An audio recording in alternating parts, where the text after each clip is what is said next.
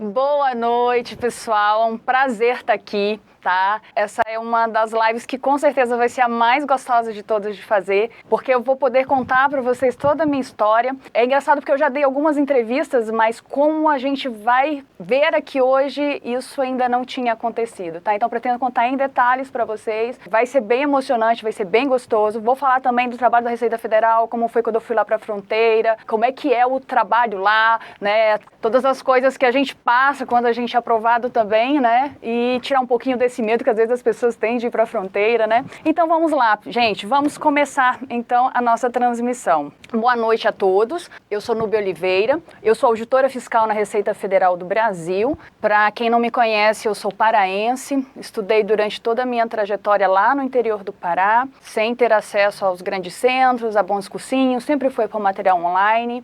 Estudei para esse concurso com 2 filhos pequenos. O meu filho tinha 4 meses quando eu comecei a estudar e minha filha tinha 6 anos. E, enfim, a gente estava trabalhando também, né? Trabalhava fora. Então, aquela pessoa que faz a tripla jornada, essa pessoa sou eu.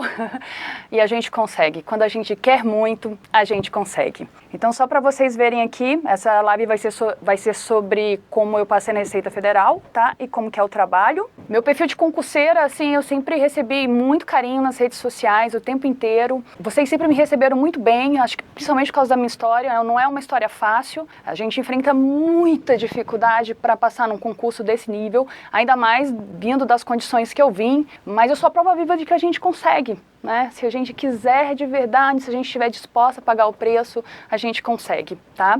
Então, se o meu perfil de concurseiro é esse, sou mãe de 2 filhos pequenos, trabalhava fora, morava no interior do Pará e estudei somente por cursos online, tá bom? Eu queria começar contando a minha história para vocês sobre o que me motivou a estudar para concurso público. Porque o dia que você decide estudar, você está tão lá no início e você não sabe o que vai ser do seu futuro e você não sabe o que você tem para enfrentar aí, né, durante o percurso, né, durante a trajetória que você vai começar a percorrer. Mas você tem uma grande vontade, né? A gente decide estudar porque a gente tem uma grande vontade de ser aprovado naquele cargo, de ter uma vida melhor e aí a gente decide estudar. Mas essa decisão, ela precisa ser muito forte e ela precisa ter uma motivação muito válida para você, porque isso não é um objetivo que você atinge em 1 mês, em 2 meses, em 6 meses, às vezes nem 1 ano, né? Às vezes você passa vários anos aí para ser aprovada. Resumindo a minha história, eu comecei a estudar para Receita em 2008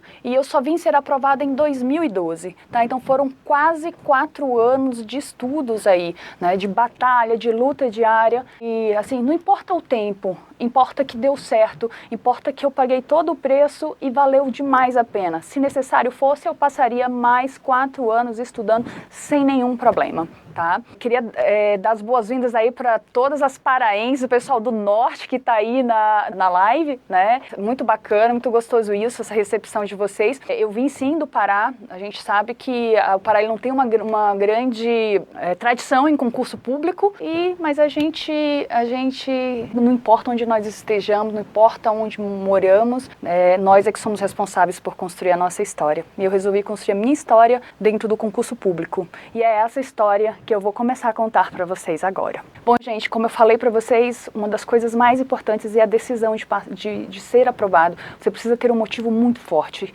E quais que eram os meus motivos? Para que vocês possam entender melhor a força do meu motivo, eu vou contar rapidinho aqui para vocês o que aconteceu até chegar a minha decisão de estudar para a Receita Federal. Na verdade, de estudar para concurso público. Como eu falei, eu nasci no interior do Pará, tá? Filha de pais nordestinos. Meus pais eram pessoas quase sem nenhuma instrução. Meus pais tinham tinham a 4ª série do ensino fundamental e eles me criaram assim dentro de uma educação e de uma religião extremamente restrita, né? Meus pais valorizavam bastante a educação e pela cultura que eles tinham naquele momento, eles fizeram com que eu não tivesse acesso também a algumas coisas. Por exemplo, eu fui criada sem televisão, tá? Eu não tive TV durante toda a minha vida. A minha primeira televisão eu comprei quando eu passei no concurso da Receita Federal, só para vocês terem uma ideia. Então, assim, como eu não tinha TV, eu só estudava, né? Estudei parte da vida em escola particular, parte em escola pública, porque afinal, nem sempre meus pais tinham condições de pagar. Eu não tinha muito com que realmente nem entreter o tempo, né? Eu estudava bastante.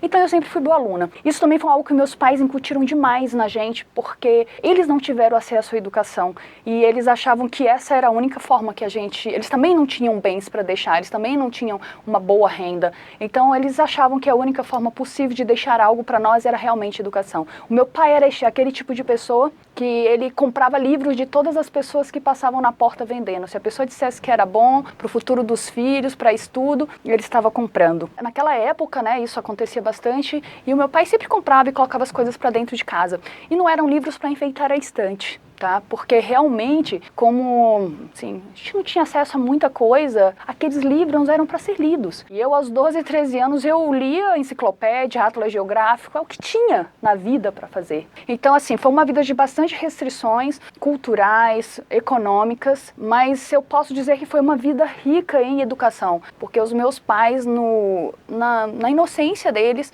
foi o que eles passaram para a gente. E então, assim, eu fui crescendo, nasci em Castanhal, Pará, fui criada em Capanema, uma cidade ainda mais do interior, e ali aos 17 anos eu saí para fazer cursinho em Castanhal, uma cidade um pouquinho melhor, que foi onde eu nasci. E naquele momento eu tinha decidido, né, aliás, tinha decidido bem antes que eu ia fazer medicina. O meu sonho era fazer medicina. E desde que eu tive esse sonho de fazer medicina, sempre me falaram, só passa para medicina quem é muito bom, quem é o melhor aluno da sala. Sempre ouvi falar isso. Então eu fazia questão de ser isso, de tentar ser uma ótima aluna, porque eu queria fazer medicina. E aí aos 17 anos eu fui para uma cidade para tentar fazer uma escola um pouco melhor, para poder tentar a faculdade de medicina. E naquele momento deu uma guinada muito grande na minha vida, eu deixei de idealizar esse sonho e resolvi me casar. Então aos 17 anos eu abri mão de um grande sonho, que eu sempre imaginei isso, e me casei com o apoio da família, com o apoio de todo mundo que estava próximo. Foi isso que eu fiz. E obviamente não dá pra gente dizer assim, se arrepende de passos que fez, porque é a nossa história, né? A forma como a gente escreve, ela não pode ser olhada com os olhos de hoje, ela tem que ser olhada com o contexto da época. E isso aconteceu, então eu deixei esse sonho de lado e fui ter uma nova vida. Nesse atual momento, como eu não dava mais para fazer medicina, eu tive de fazer algum curso superior que tivesse na minha cidade. E eu fiz pedagogia. Então sou formada em pedagogia pela Universidade Federal do Pará. No final da faculdade eu fiz um concurso para pedagogo, comecei a trabalhar e eu lidava nesse meu concurso com assim, um público muito difícil. Eu fui trabalhar num projeto do governo social, onde eu lidava com crianças e adolescentes vítimas de violência sexual. E aí, nesse momento, assim, era um trabalho bem pesado do ponto de vista emocional, mas foi um trabalho que me fez nascer em mim uma grande sensibilidade, porque eu lidei com o pior do ser humano e eu lidei com as maiores fragilidades do ser humano também.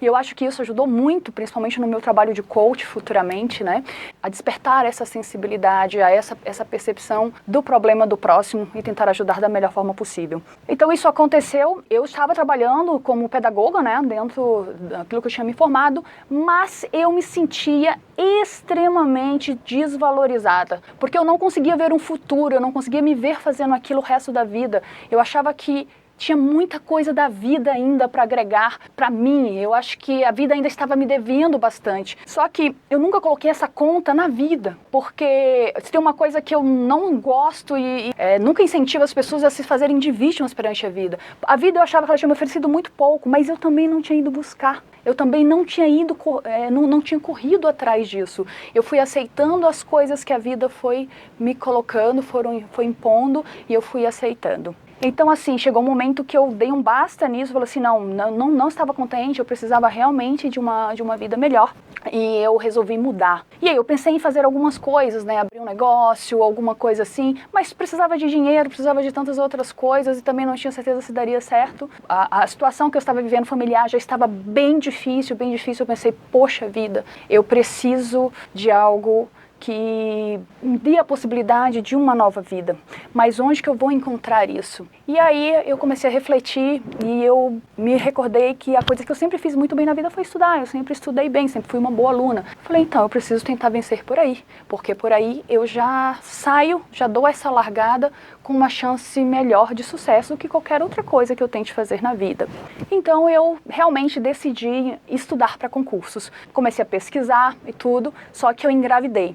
e aí esse projeto de concurso ele foi um pouco postergado. Mas eu passei minha gravidez inteira do meu filho, que hoje tem 12 anos, pensando nisso, pensando em parar para estudar para concurso, pensando em parar para estudar para concursos, tá? A decisão de estudar para concursos, ela veio exatamente por causa desse sentimento de que eu merecia mais da vida. Eu sentia que a vida poderia me oferecer mais, só que eu tinha que ir buscar isso em algum lugar. E eu tinha que fazer isso.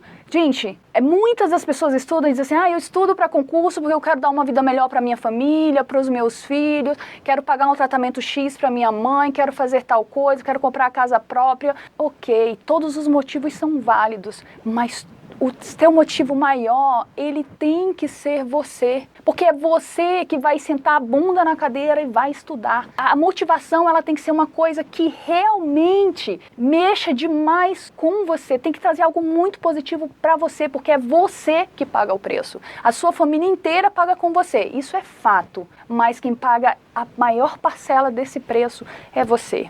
Então eu decidi que eu queria ser aprovada num bom cargo público por mim, porque eu merecia mais da vida. Eu tinha possibilidade, eu valia muito mais do que aquilo que a vida estava me dando, então eu precisava buscar.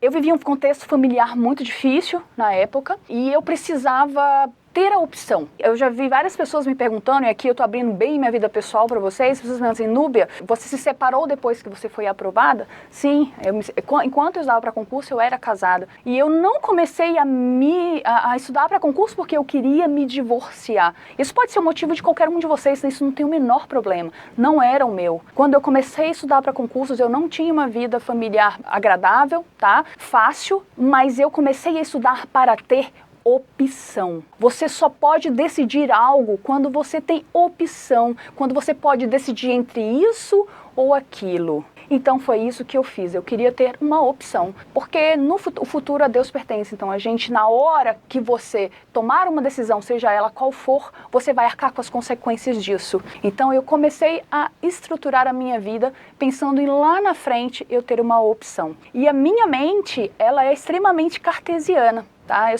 sou o tipo de pessoa que eu planejo e eu penso as coisas de uma forma bem estruturada, logicamente, para poder executar. E o estudo para concurso público era para ter sim uma vida melhor por mim, porque eu merecia muito mais da vida. E lá na frente eu poderia construir essa vida, porque eu me dei conta que eu passei a vida inteira fazendo o que os outros achavam que eu devia fazer, o que as pessoas achavam que era certo. Eu realmente, de fato, nunca havia pegado as rédeas da minha vida na minha mão e tomado as decisões que eu quisesse só por mim mesma. Então estudar para concurso público foi exatamente o meu primeiro ato de tomar as rédeas da minha vida na minha mão e começar a fazer dela o que eu quisesse. Então eu comecei a estudar.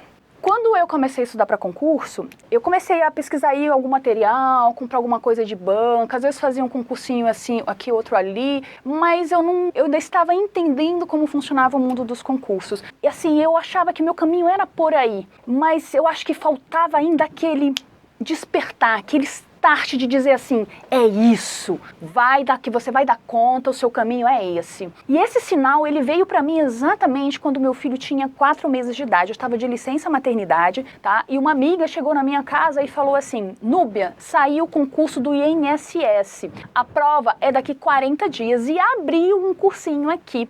Vamos lá? E aí eu estava de licença maternidade, eu falei, bom, o que eu tenho a perder, né? Então vamos. Eu já estava tentando estudar alguma coisa em casa, fazendo pesquisa e tudo, mas não era nada muito sério, nem nada que fosse realmente me levar a algum lugar. E eu fui para aquele cursinho. Era realmente um cursinho fundo de quintal, tá? Porque era meio que num lugar meio arrumado, meio arranjado, né? Imagina isso no interior do Pará. E quando eu fui para esse cursinho, esse concurso do INSS, que eu fui lá estudar, faltava apenas 40 dias para a prova, tinha apenas uma vaga, tá? Nesse concurso e tinham se inscrito mais de 1.000 pessoas. Se não me engano, era 1.136 pessoas que tinham se inscrito ali. E aí, quando ela me falou que eram 40 dias para a prova, que eu já tinha saído, eu falei assim, mas não tem condições, a gente nunca vai ser aprovado, né? É muito pouco tempo. E eu sempre fui uma pessoa extremamente realista. Então, mesmo lá atrás, quando eu tinha pouca noção de concurso, eu já sabia que não se estuda num pós-edital. O conteúdo, eu já tinha pegado algumas apostilas para estudar, para outros concursos, dado uma olhada, e eu via que era muita coisa. Então, assim, para você estar bom nisso aqui, não dá para ficar bom em 40 dias. Mesmo sabendo que eu não tinha chance de ser aprovada, eu achei que aquilo ali poderia ser um sinal para mim, se eu realmente deveria estudar para concursos. E eu comecei a frequentar aquele cursinho, né, um cursinho bem mequetrefe mesmo, comecei a frequentar todo o material que caía na minha mão. Professores davam, eu estudava tudo em casa, eu marcava, eu tentava fazer um resuminho ou outro de coisa, eu ia com dúvidas para aula. Eu não estudei nada que não fosse o que os professores entregaram na minha mão, mas o que chegou na minha mão, eu explorei por completo, mesmo sabendo que eu não tinha chances de ser aprovada. Porque eu pensei assim, essa é a primeira vez que eu vou conseguir ter uma experiência na qual eu realmente, de fato, estudei antes de fazer a prova, e tem alguém para tirar dúvidas, porque querendo ou não, apesar do cursinho ser bem fundo de quintal, tinha alguém para conversar comigo. Essa é a primeira vez, então eu quero ver se realmente concurso é para mim. E eu lembro que no dia anterior à prova, eu fiz a prova num domingo de manhã, no sábado à noite eu fiz uma oração e pedi a Deus, Senhor, eu preciso de uma solução na minha vida, eu quero mudar de vida e eu preciso buscar um novo caminho. E na minha opinião, eu enxergo o concurso público como este caminho. Mas eu não sei se é isso mesmo que tu queres para a minha vida. Então eu queria como um sinal que nesta prova que eu vou fazer amanhã, eu fosse bem. Eu sabia que eu não ia passar, eu não estava pedindo a Deus que eu passasse, mas eu queria ir bem. E aí eu pensei assim, poxa vida, são mais de 1000 candidatos por essa vaga. Se eu conseguisse ficar entre os 200 primeiros, era um puta sinal de que realmente eu estava no caminho certo. O meu objetivo seria estudar para concursos. Eu poderia entrar dos 2 pés nesse projeto. E aí eu passei, eu fiz a prova e durante o tempo, até sair esse resultado, eu não estudei mais nada. Eu fiquei só pesquisava sobre um concurso, um cargo, uma outra coisa e tal. Fui só entendendo os concursos e esperando aquele resultado sair para eu tomar a minha decisão final. Então, gente, no dia que esse resultado saiu, eu não acreditei. Eu havia passado em 7º lugar. Dos 1.100 e poucas pessoas que se inscreveram naquele concurso, com 40 dias até a prova, eu tinha passado em 7º lugar. Naquele momento eu entendi de forma muito, muito, muito clara o que Deus queria me dizer. Que o meu caminho, que a minha vitória, que o meu destino era o concurso público. Eu não poderia ter isso de uma forma mais clara do que ele estava mostrando para mim ali. Então assim, eu sei que isso é sorte de principiante, eu não tinha nem condições para ficar nesse 7º lugar, mas Deus queria me dar esse sinal de uma forma extremamente clara e a partir dali eu realmente decidi, o concurso público vai ser a solução da minha vida. E aí a gente começa a pensar, vou estudar para quê? Porque a gente precisa de ter um foco, né? Você pode até não ter um cargo que é o seu foco, mas você tem pelo menos uma área para poder focar, porque não dá para tirar para todo lado, é muito grande, é uma imensidão de conteúdos a serem estudados. E aí, pelo pouco de pesquisas que eu já tinha feito naquele período, eu tinha entendido isso, eu precisava escolher alguma coisa para focar. Nas pesquisas que eu fiz, né, nesse período, principalmente que eu fiquei entre a prova do INSS esperando o resultado, eu cheguei no cargo de auditor fiscal da Receita Federal do Brasil. Por que eu escolhi o auditor fiscal da Receita Federal do Brasil? Primeiro, porque não exigia formação específica. Eu era formada em pedagogia. Para eu fazer concurso para a minha área, tinha que ser dentro da pedagogia. E todo mundo sabe que a área de educação paga pouco. Eu falei, poxa, eu quero mudar de vida. Eu não quero trocar 6 por meia dúzia, né? Eu quero mudar de vida de fato. Então eu comecei a pesquisar aqueles cargos que não exigiam formação específica. E aí, dentre os cargos que não exigiam formação específica, qual era o cargo que tinha o melhor salário? E, além disso, havia vagas em Belém em todos os últimos concursos, porque na época eu morava no interior do Pará, eu não pensava em sair, estar hoje como eu estou aqui em São Paulo, isso nem passava pela minha cabeça, eu achava que eu tinha que ficar por ali. Então, assim, o cargo que atendeu a todas essas expectativas foi o cargo de auditor fiscal da Receita Federal do Brasil. Então pronto, então eu vou ser. Se é isso, nas minhas pesquisas foi isso que saiu. Eu vou decidir ali naquele momento que eu iria ser uma auditora fiscal da Receita Federal do Brasil. Eu tomei aquela decisão e eu falei, agora eu preciso executar. E aí realmente eu comecei a estudar para a Receita, tá? O início dos estudos. Quando eu comecei a estudar, imagina, gente, no interior do Pará, a gente não entende nada, não sabe nada, nunca ouviu falar de um concurso de grande nível, nunca conheci um auditor fiscal da Receita Federal do Brasil, até eu passar, né? Até eu passar, eu nunca conheci, nunca pude conversar com um. Tudo isso que a gente tem aqui agora, né? De ter coaching, ter tudo, até já tinha na época, tá? Uma coisa ou outra já tinha, mas eu morava muito no interior, não tinha realmente acesso, tá? Eu não conhecia ninguém, eu falei assim, bom, e agora, o que eu vou fazer? Comecei a pesquisar material na internet e resolvi comprar umas apostilas da Vesticom, né, que era da Universidade de Brasília, porque eu vi falar que a Universidade de Brasília era boa, então eu achei que o material era bom também. E aí, aquele material chegou na minha casa, 3 apostilas gigantes, assim, mais ou menos dessa altura aqui, assim, de apostila.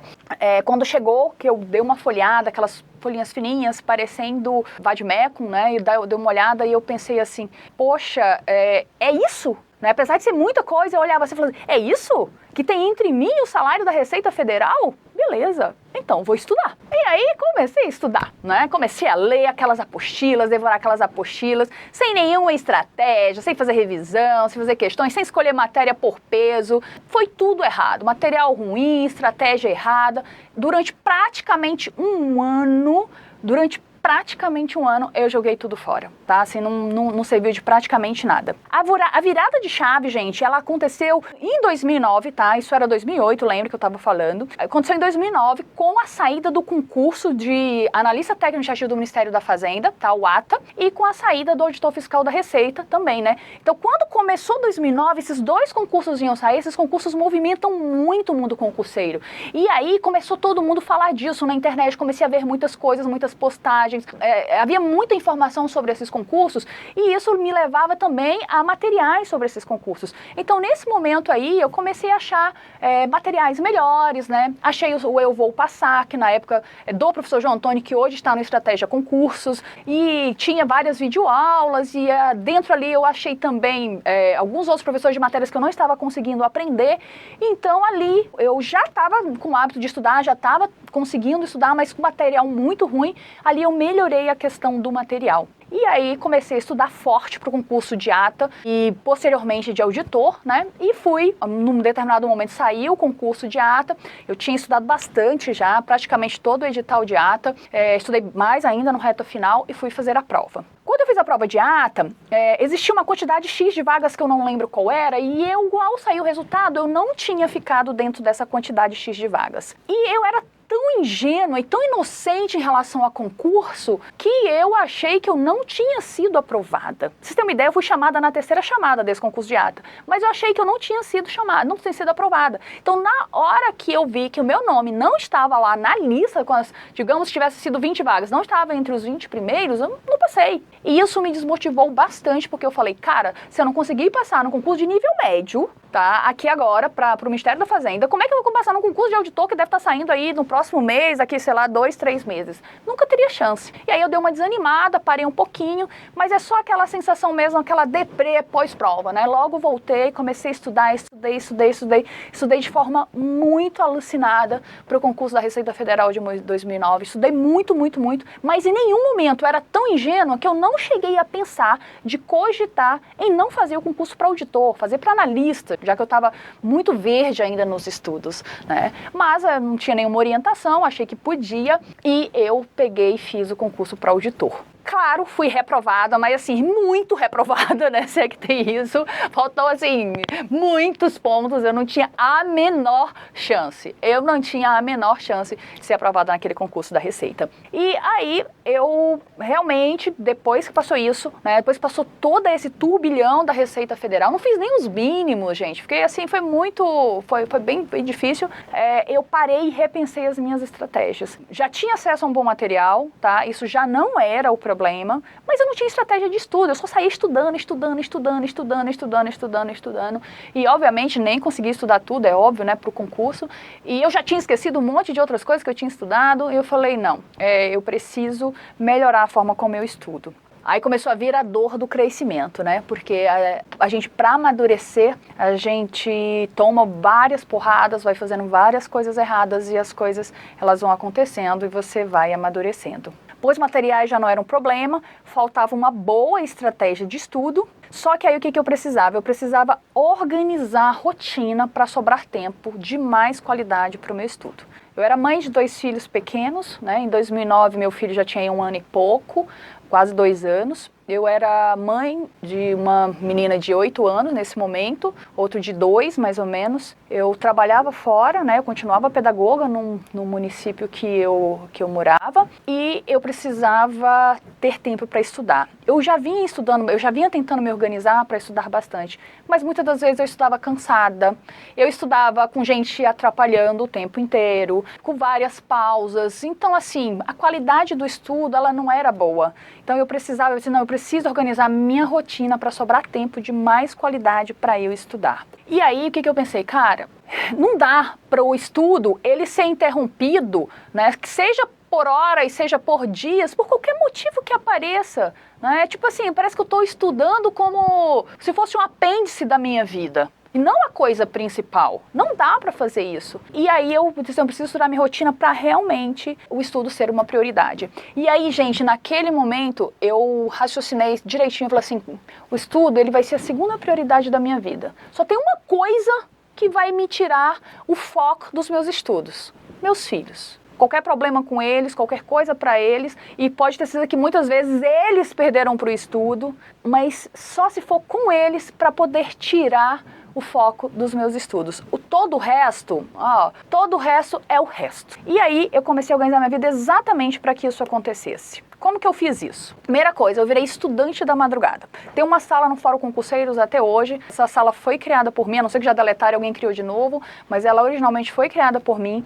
Essa sala estudante da madrugada era das pessoas que estudavam pela madrugada. Eu sou uma pessoa que rendo à noite. E à noite eu não tinha ninguém me aperreando, nenhum problema doméstico ali, então eu achava que ali valeria muito mais a pena eu estudar. Só que eu tinha o meu trabalho. E o meu trabalho, como eu era a única pedagoga da minha equipe, eu precisava atender crianças hora de manhã, hora à tarde. Eu não trabalhava 8 horas, eu trabalhava 6 horas corridas. E aí, a estratégia que eu achei para fazer isso, porque, assim, certo seria eu ir um dia de manhã, um dia à tarde, um dia de manhã, um dia à tarde. E por que eu tinha que alternar os horários? Porque eu atendia crianças vítimas de violência sexual. E eu tinha que atender essas crianças em horários que fossem o contrário do que elas estudavam. Então, se a criança estudava de manhã, ela tinha que ir à tarde comigo e vice-versa. Então, eu organizei minha rotina de modo assim, conversei com o pessoal do meu trabalho e falei assim, eu venho uma semana toda de manhã, depois uma semana toda à tarde. E assim a gente vai alternando o horário de atendimento das crianças, todo mundo vai ser atendido, ninguém vai precisar faltar aula para vir para o meu atendimento. E assim eu fiz.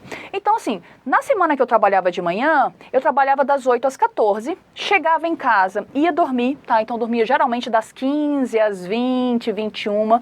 Eu sou uma pessoa que com 6 horas de sono eu tô zerada, tá? Não preciso de mais. E aí eu acordava, ficava um pouco com os meus filhos, colocava para dormir, organizava algumas coisas da minha vida e mais ou menos à meia-noite eu começava a estudar. E aí eu estudava até às 6 horas da manhã do dia seguinte, que é quando eu parava de estudar e ia cuidar ali de um café da manhã para criança, alguma coisa, às vezes se tivesse que ir para a escola, e aí eu também logo na sequência sairia para o trabalho para trabalhar. Na semana que eu estudava à tarde, eu trabalhava das 12 às 18, dormia das 22 às 4, eu dormia geralmente ia para a cama junto com as crianças, acordava e estudava das 5 às 11 da manhã. Essa semana era uma semana mais tranquila, né, digamos assim, era uma semana mais fácil de organizar, né, eu até queria ficar só assim, mas na maioria das vezes não era possível. O que era vantajoso disso? Que eu tinha 6 horas ali, que elas basicamente não aconteciam interrupções, então eu conseguia fazer umas 5, 4 horas líquidas, né. É claro que isso aqui é uma tabela, isso é uma regra, nem sempre isso dava para ser desse jeito. Às vezes eu ficava com muito sono no meio, às vezes uma criança acordava, tá? Inclusive uma das estratégias que eu utilizei com o meu filho, que era muito pequeno, quando eu comecei a estudar, é colocar ele para dormir no quarto. Tudo errado, né? Mãe que deixa filho dormir junto no quarto, né? Tudo errado. Mas, enfim, né? Dos males o menor. Eu estudava no meu quarto, meu bem-estudo era no meu quarto, então eu colocava ele para dormir, ele estava ali, e qualquer coisa que ele precisasse era só eu virar o rosto para atendê-lo, para vê-lo, para fazer qualquer coisa, tá? Então era mais ou menos isso, tá? Minha rotina funcionava mais ou menos assim. A imensa vantagem dessa rotina era a qualidade das minhas horas de estudos. Voltando aqui um pouquinho, deem uma olhada Ou quando é que eu estudava? Sempre após o sono. Eu estudava quando eu estava bem. Eu decidi, como o estudo era a segunda prioridade da minha vida, eu precisava estar sempre no meu melhor na hora que eu fosse estudar. Imagina que na semana 1, que eu dormi, que eu tinha acordado às 21 horas, mais ou menos, e às 8 da manhã eu ia trabalhar sem ter dormido. Eu não estava muito bem, é óbvio, mas o meu trabalho dava para fazer de alguma forma, né? Estudar não dava. Então, a minha prioridade sempre foi estar bem para que as minhas horas de estudo, elas rendessem mais e melhor. Até porque eu já tinha diversas outras limitações de tempo, por causa de criança, por causa da rotina. E eu sabia que tinha um monte de gente aí que não tinha isso, né, que conseguia estudar, conseguia ter muito mais tranquilidade para estudar. E era com essas pessoas que eu ia competir. Então eu precisava fazer do meu tempo o melhor tempo possível, o melhor tempo disponível para o meu estudo. Eu tinha uma folga semanal no sábado, mas essa folga era flexível. Acontecesse algum problema, alguma coisa, eu tivesse folga na sexta, na quinta, na quarta, beleza, eu estudaria no sábado. Mas normalmente era isso, era dia que eu ia no mercado, organizava um monte de coisa, tudo que dava para eu adiantar, que dava para fazer, esse sábado ele ficava mais ou menos para isso. Gente, eu não tinha a estrutura de revisão nesse momento ainda, tá? Eu tinha descoberto que eu precisava revisar, mas eu não tinha nenhum esquema de conseguir fazer uma revisão periódica ali e tudo. O meu objetivo era revisar no domingo. Tá? Então eu estudava durante a semana e o meu domingo eu revisava. Estudava durante a semana e o meu domingo eu revisava. Nessa época eu já estava conseguindo fazer uma média de 25 a 30 horas semanais de estudos. Tá muito mais por 25 do que por 30, tá, gente? 30 era uma semana muito ótima, muito ótima, muito ótima. Normalmente eu ficava aí nas 25, às vezes até menos, mas era normalmente era esse patamar que eu atingia, tá? E aí, como tinha passado o concurso da Receita de 2009, eu já estava pensando, focando no FT de 2010 que ia sair. Porque o cargo que eu sempre quis na vida, assim, que sempre foi o meu sonho, era o auditor fiscal da Receita Federal do Brasil. Mas, se eu tivesse que trocar ele por um único cargo, seria o AFT, e o AFT ia sair em 2010. Então, eu comecei, de novo, né, saí de um reta final para a Receita, onde eu fui super mal, organizei minha rotina para estudar mais e melhor, mas já focando num próximo concurso, tá? Nem sempre isso é bom. A depender do nível que você está, isso é totalmente desaconselhável. Mas, enfim, eu não tinha orientação nenhuma, foquei no concurso de AFT em 2010 e essa foi a minha primeira grande derrota. Por que eu chamo de primeira grande derrota? Porque eu achei que eu ia passar. Eu tinha praticamente certeza que eu ia passar. Tanto de certeza que eu tinha que eu não ia passar no INSS lá atrás, eu tinha aqui que eu ia passar. E aí eu fui fazer essa prova. Estudei tanto, gente, essa prova, mas eu estudei de forma tão alucinada, eu estudei como se não houvesse amanhã. Eu estudei muito forte antes de sair o edital, né, com aquela organização de rotina que eu mostrei ali pra vocês, e estudei ainda muito mais alucinadamente com o edital, porque eu tirei férias, aí eu estudava tudo que eu podia e mais um pouco, né, eu só acordava, estudava, dormia, os filhos precisavam de mim, eu tava ali, mas assim, o meu foco era estudar, estudar, estudar, estudar. Eu lembro que nessa época, o edital saiu em janeiro ou fevereiro, acho que foi janeiro. Natal e Réveillon, eu passei estudando, eu escutei os fogos da minha mesa de estudos, eu não saí nem pra ver. Então, assim, eu estava extremamente focada. Eu já tinha estudado bastante coisa pra Receita, né, que era comum, estava indo atrás do que eu não tinha estudado, fiquei, assim, o máximo possível focada pra tentar conseguir um bom resultado naquela prova. E aí, quando eu fiz a prova que eu fui conferir, eu tinha feito todos os mínimos, não tinha perdido nenhum. Era uma prova da ESAF, tipo da Receita, a gente sabe que tem mínimo em todas as matérias, eu não tinha perdido nenhuma, tá? Eu tava dentro do quantitativo de vaga, dentro dos ranks, aqueles ranks que tem na internet hoje, eu tava dentro do quantitativo de vagas e assim, com sobra, não tava nas últimas colocações não, tá? Eu tava com sobra e eu tinha assim, cara, tenho chance muito grande aqui de ser aprovada nesse concurso. E aí, infelizmente, quando saiu o resultado, eu fiquei por uma questão. Fiquei por uma questão principalmente porque essa prova teve raciocínio lógico, veio muito pesado, né? Que nem as provas da Receita, eram 10 questões de raciocínio lógico e você tinha que fazer 4. E muita gente boa, que tinha feito muito mais pontos do que eu, só tinha feito 3. Então a pessoa não tinha passado, ela tinha mais pontos do que eu, ela não tinha feito os mínimos. E eles anularam uma questão de raciocínio lógico e colocou um monte de gente boa pra dentro, o que é justo, né? A média deles, inclusive, era maior que a minha. Isso me jogou pra fora da aquelas vagas. E foi assim, foi um baque muito grande, chorei pra caramba, foi assim uma das coisas que mais doeu em termos de concurso público. Mas beleza, né? Como diz a Bíblia, o choro dura uma noite, mas a alegria vem pela manhã. E na manhã, o sol vem pela manhã, né? E na manhã a gente precisa tocar a vida, levantar, sacudir a poeira e continuar. E assim eu continuei. Só que essa experiência do FT 2010, ela me deu a certeza absoluta, se eu já tinha passado o FT e não ia ter, era o único concurso que eu trocaria em relação à Receita, eu saí do FT com a certeza absoluta de que eu queria Receita Federal. Eu precisava estudar com foco e concentrada para a Receita Federal. E aí eu fiz alguns outros concursos, é óbvio, no decorrer da Receita, mas eram sempre coisas que combinavam. Eu sempre me mantive estudando para a Receita Federal, sempre, mesmo quando eu fiz outros concursos, mesmo quando eu fui aprovada em outros concursos. Meu ciclo era um ciclo misto, eu sempre estive estudando para a Receita Federal. E aí, depois do FT, eu tive a minha primeira grande vitória, que foi o Ministério Público da União em 2010. Passou o FT 2010, eu voltei a estudar para a Receita, tá? Eu fiz um ciclo para a Receita, só que com as matérias também de analista do MPU. Mas você tem uma ideia, o ciclo é de analista do MPU, né? Mas tinha direito tributário, tinha contabilidade, que não caía para o MPU.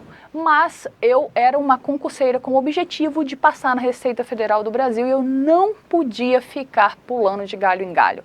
Depois do FT eu falei, nunca mais eu deixo de estudar para Receita até eu ser aprovada. Veio o edital do MPU, eu vi que tinha total condição, porque muitas das matérias eram comuns, e aí eu inseri a legislação do MPU ali no meio e comecei a estudar. O edital, quando saiu, eu já tinha estudado praticamente tudo do MPU, tá? Eu já tinha estudado, aí passei a revisar, fazer treino. Até a prova do MPU, gente, até o dia da prova, eu tinha conseguido estudar tudo. Tinha conseguido estudar, tinha conseguido revisar todo o conteúdo do edital do MPU, tinha conseguido fazer treino de tudo. Sabe aquele edital que você olha e tá todo amarelinho porque você conseguiu ticar todos os tópicos do edital? Foi assim que aconteceu comigo no MPU. E essa é uma foto que vocês estão vendo aí, isso é uma foto minha, quem me acompanha no Instagram. Meu Instagram é @nubiacoach, tá? Quem me acompanha lá no Instagram sabe que a mudança na minha vida também foi física, né? Graças a Deus. Essa foto é de quando eu passei no MPU, tá? E aí, quando eu fiz a prova e saiu o resultado, passei naquele concurso em primeiro lugar para analista judiciário da área administrativa e passei em terceiro lugar para técnico judiciário, área administrativa, e no cargo de técnico eu tirei nota 10 na redação. E até bati essas fotinhas que foi para comemorar aquela vitória. Foi a primeira vez que eu dei entrevista, eu lembro, na época para outro site. E aquela vitória, gente, ela foi um divisor de águas na minha vida. Eu entendi o que eu tinha que fazer para ser aprovada na Receita Federal. Eu senti exatamente o que era necessário fazer, só que eu tinha que conseguir aplicar no macro, que era um edital gigante da Receita Federal, o que eu tinha feito no micro, que era o edital do MPU. Então ali, assim, aquilo me deu um gás tão grande para eu estudar para a Receita, me deu uma força, me deu uma motivação tão fenomenal. Eu saí desse concurso com a certeza de que eu só ia parar de estudar o dia que eu fosse auditora fiscal da Receita. E não me interessa que me chamasse no MPU ou qualquer coisa. Eu iria ser auditora fiscal da Receita. Tanto é que eu abri mão do cargo de técnico, tá? Eu nem esperei me chamar, eu fui direto no prédio do Ministério Público da União, depois que saiu no Diário Oficial, e fui lá e fiz uma carta e abri mão do meu cargo para não empatar que a próxima pessoa que teria sido chamada no meu lugar, ela perdesse tempo, né? Por quê? Porque eu tinha clareza de objetivo. Eu queria ser uma auditora fiscal da Receita Federal do Brasil. Se eu tomasse posse num cargo como esse daqui, que não era na minha cidade, era em Belém, parece que eu iria estar dando um passo para trás, um passo para frente, mas eu estaria dando 2 passos para trás, porque eu ia assumir o cargo, eu ia gastar muito mais tempo lá no trabalho, eu ia precisar me deslocar até uma outra cidade. Esse ir e voltar, ele iria atrapalhar o meu verdadeiro plano. Eu não queria ser técnico judiciário do Ministério Público da União para o resto da minha vida. Não que isso tenha algum problema, que é um cargo ótimo. Inclusive, o salário era mais que o dobro do que eu ganhava naquele momento. Mas não era isso que eu queria para o resto da minha vida. O que eu queria para o resto da minha vida era ser auditora fiscal da Receita Federal. E eu não ia deixar que nada, nem eu mesma, atrapalhasse o meu objetivo. Então, eu fiz isso. Passado esse concurso de 2010 do Ministério Público da União, você entende completamente o que você precisa fazer, sabia que eu estava no caminho certo e agora eu precisava aprimorar para conseguir fazer no macro o que eu já conseguia fazer no micro. E aí eu entro numa fase muito mais madura de estudos, que dura até o dia que eu fui aprovado, né, que é de 2010 a 2012. Depois do concurso do MPU, eu fiz uma viagem e eu fiquei 2, 3 meses sem estudar para nada, nem para Receita Federal, nem para nada. Esse tempo eu maturei as coisas e quando eu voltei focada em estudar para a Receita Federal até ser aprovada. E aí eu digo que começa a minha fase mais madura nos estudos. O desafio dessa fase foi aplicar no concurso da Receita Federal o que eu tinha feito no Ministério Público da União. E a principal lição que eu aprendi com o concurso do Ministério Público foi revisão. Porque até então eu fazia revisão do que eu achava que precisava revisar. Eu não tinha uma constância, eu não tinha uma técnica, eu não tinha uma adequação ali a tempos bons para que a memória retome o assunto, eu não tinha nada. Eu fazia as coisas no olho, no achômetro mesmo, tá? Eu revisava já, mas eu revisava de qualquer jeito. E eu vi que no edital do MPU eu consegui estudar tudo, eu consegui revisar tudo, eu consegui treinar tudo, mas como que eu ia fazer isso com o edital da Receita, que é muito, infinitamente maior? Eu precisava de técnica, precisava de planejamento para poder fazer isso. E aí eu peguei, e dessa época eu achei um documento do Alexandre Meireles, que ele fala sobre ciclo de estudos, são algumas páginas, na verdade, que depois viraram o livro dele, e falava sobre ciclo de estudo, de revisão, e aquilo foi me abrindo minha mente. Eu comecei a aplicar. Aí eu sim, a partir daí, eu comecei a estudar de uma forma muito mais profissional, muito mais adequada à imensidão de conteúdos que a gente precisa ler e aprender e gravar e treinar para estar bom no dia de uma prova como da Receita Federal. Entendi no MPU a grande importância de resolver muitas questões, porque quando eu comecei a fazer a prova, era CESP, né? Aquela uma errada no uma certa, e quando eu lia, eu via as pegadinhas, e eu entendi exatamente onde é que estava a pegadinha, né? Porque tinha feito muitas questões antes, eu tinha feito muito treino antes. Então, eu já tinha entendido qual é o caminho que se faz para passar. Eu só precisava conseguir fazer isso com um edital muito maior e muito mais complexo, que era o edital de auditor da Receita. E aí eu comecei a desenvolver as melhores práticas de estudos, né? Essa foto, gente, é a foto do meu quarto, tá? Lá onde eu estudava, minha mesa. E esses são vários post-its que eu fui colocando, né? Coisa assim. Eu usei como revisão, eu usei fichas, aquelas fichas tipo ficha de médico por um tempo, usei post-it, fiz mapa mental, tudo que achava que era importante fazer para aquele assunto naquele momento eu fazia. Não existia uma regra absoluta. E os post-its, eles eram legais porque eles são pequenininhos, então você não escreve muito, você só coloca aquilo que é estritamente necessário, né? E aí eu fui colocando. E vocês podem ver que tem várias cores aí, não são muitas cores, mas cada cor, cada bloco de cor, por exemplo, você vê um bloco de cor todo amarelo ali, é porque aquele ali eu fiz todo quando eu estudei determinado assunto, tá? Aí depois passa para um bloco mais azulzinho, é porque é de outro assunto. Não tinha uma ordem de matéria, não, era de assunto mesmo, porque eu sabia que se eu pegasse aquela fila ali daquele verde e eu quisesse ler o que estava no verde, eu tinha que ler todos os verdes, porque quando chegasse no azul, já era um outro assunto ou uma outra matéria, tá? Então essa era a única organização que tinha aí nesses post-its e eu colocava ali de uma forma que desse para eu ler, né, de onde eu estivesse, né, não era uma letra assim tão pequenininha, e eu fazia isso para anotar aquilo que eu achava mais importante, né? Me sentir segura, porque quando você mapeia aquilo que você não domina, você se sente mais segura. E às vezes deitada na minha cama ficava exatamente ali ao lado, eu ficava lendo esses post-it, tá? Eu não tinha um dia da semana que eu vou ler o post-it, não. Eu li o post-it diversas vezes, em vários momentos, né, que eu quisesse fazer. Comecei também a fazer vários treinos, vários simulados, sempre tinha muito cuidado de estudar e treinar, e aí o que eu fiz? Eu fiz uma coisa que a gente chama de fracionar questões. Eu estudava hoje e eu sabia que eu ia revisar amanhã, porque eu criei todo aquele sistema de revisão, né, que a gente conhece já aí, de revisar no dia seguinte, revisar 7 dias depois, 30, 60, enfim. Só que aí hoje, quando eu estudava, eu fazia 1/4, mais ou menos, das questões do PDF. Quando eu terminava o PDF, eu fazia mais ou menos 1/4. E as outras eu ia fazendo à medida que eu ia fazendo as revisões. E além disso, além de fazer as outras, eu refazia todas as que eu tinha errado anteriormente, né? Então, assim, a gente fui crescendo, fui compreendendo os assuntos e o mais importante, fui gravando. Os assuntos, eles ficavam gravados na minha mente. Você ia fazer uma prova, ia fazer alguma outra coisa e você via que você lembrava dos assuntos, tá? E isso foi essencial para você começar a ganhar corpo, ganhar qualidade. E aí, o meu foco, como eu falei, ele era no concurso de auditor fiscal da Receita, praticamente absoluto, tá? A partir daí eu nunca mais deixei de estudar para a Receita.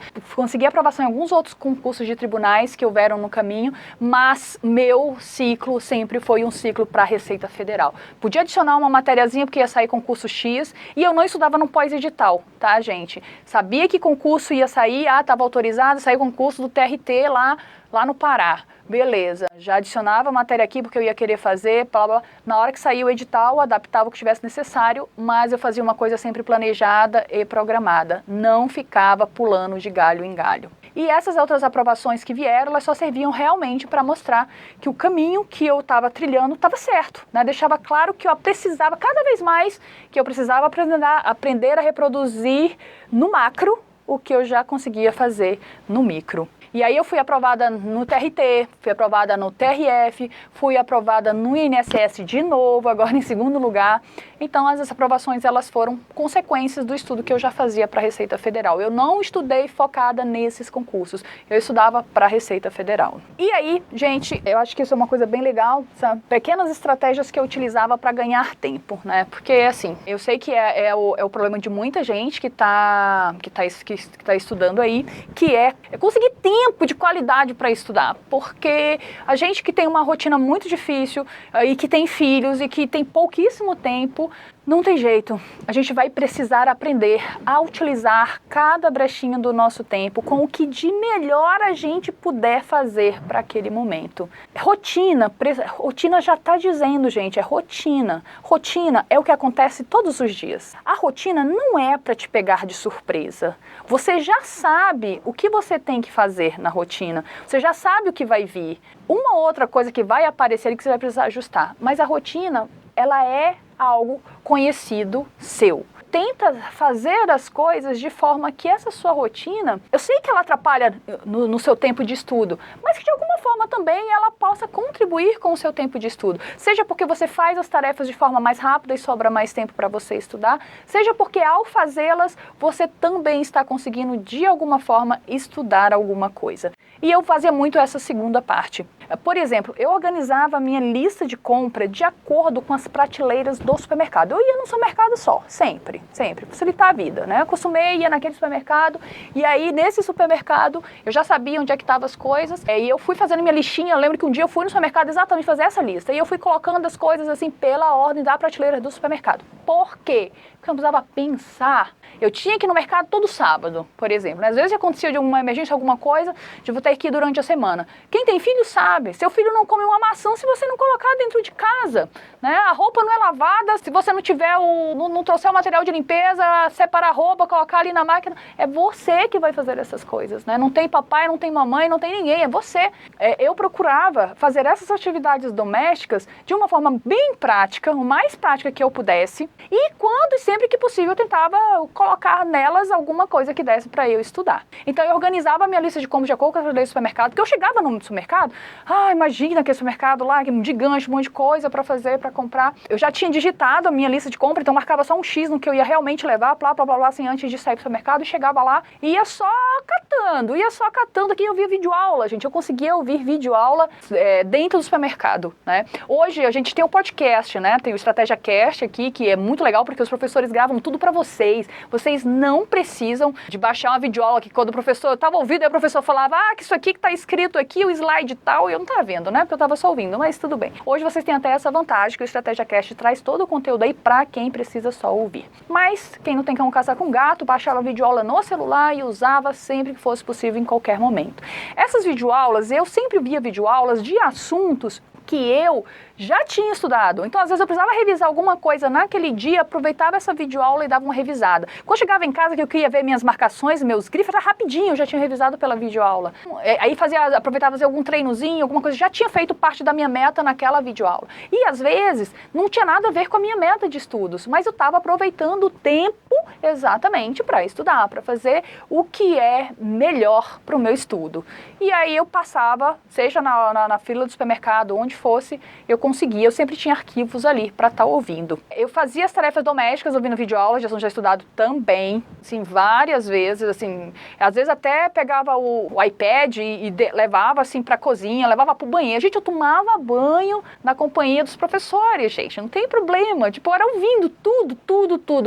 Eu aproveitava todo o tempo que eu podia, que estava disponível, para fazer alguma coisa útil para o meu projeto pessoal. E eu sempre tinha em mão fichas, tá, de revisão. Às vezes, assim, eu tinha uns bloquinhos que eu fazia de fichas, depois de mais um tempo eu comecei a fazer no próprio celular, né, no próprio iPad também, que são os flashcards, né. Tem até um aplicativo muito bom, chama Quizlet, tá, para fazer esses flashcards. Esse aplicativo era interessante, tá, foi até sugestão lá no coisa, eu fui baixar aí para olhar, não tinha no meu tempo, tem agora, achei muito interessante, para fazer flashcards. Então, se você tem fichinhas que tá dentro da bolsa, eu usava numa época umas fichinhas aqui, tipo aquelas de médico antigo, né, aqueles consultórios antigos, e cabia dentro de qualquer bolsa. E aí sempre elas estavam amarradinhas por assunto. Então eu pegava os bloquinhos, colocava onde eu estivesse, eu conseguia ler. Então são pequenos momentos do seu dia, são quantas horas de estudos, às vezes mesmo que eu não estava contando hora de estudo, quando era uma coisa que eu estava só aquela coisa, absorvendo alguma coisa mais passiva, mas quanto que eu não ganhei de ir ouvindo essas videoaulas, né? Teve um momento também, gente, que eu passei a ir para o trabalho a pé, porque eu me sentia a necessidade de me movimentar. Eu engordei muito durante a preparação para concursos, muito mesmo. Como eu estudava à noite, andava comendo também fora de horário, o cortisol estava totalmente detonado. Passei a comer mais, né, e comer muito mais desregrado também, comecei a engordar.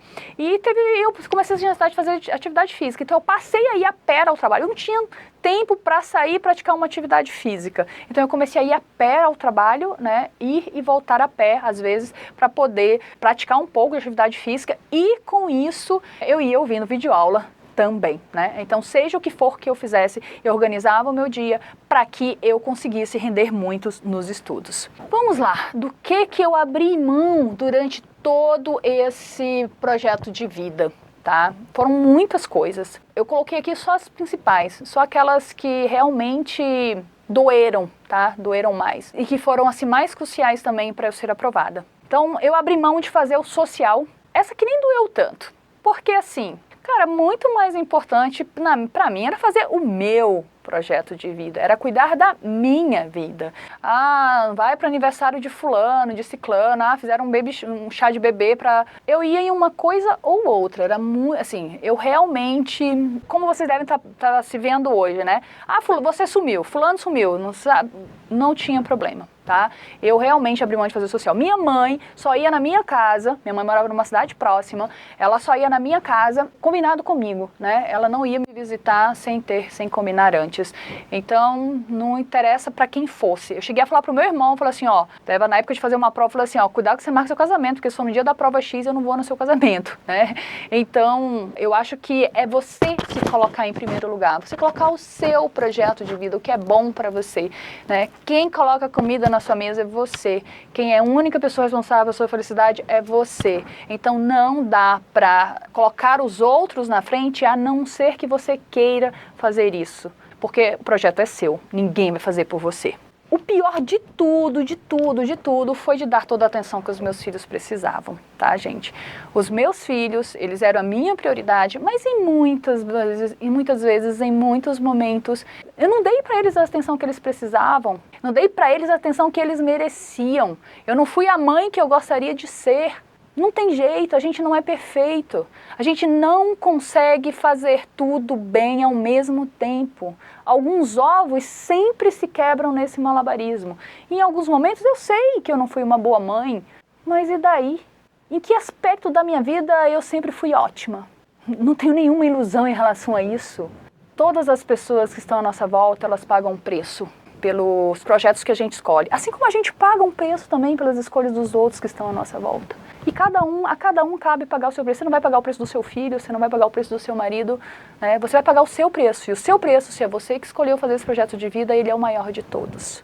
E os outros, eles vão precisar conviver com isso.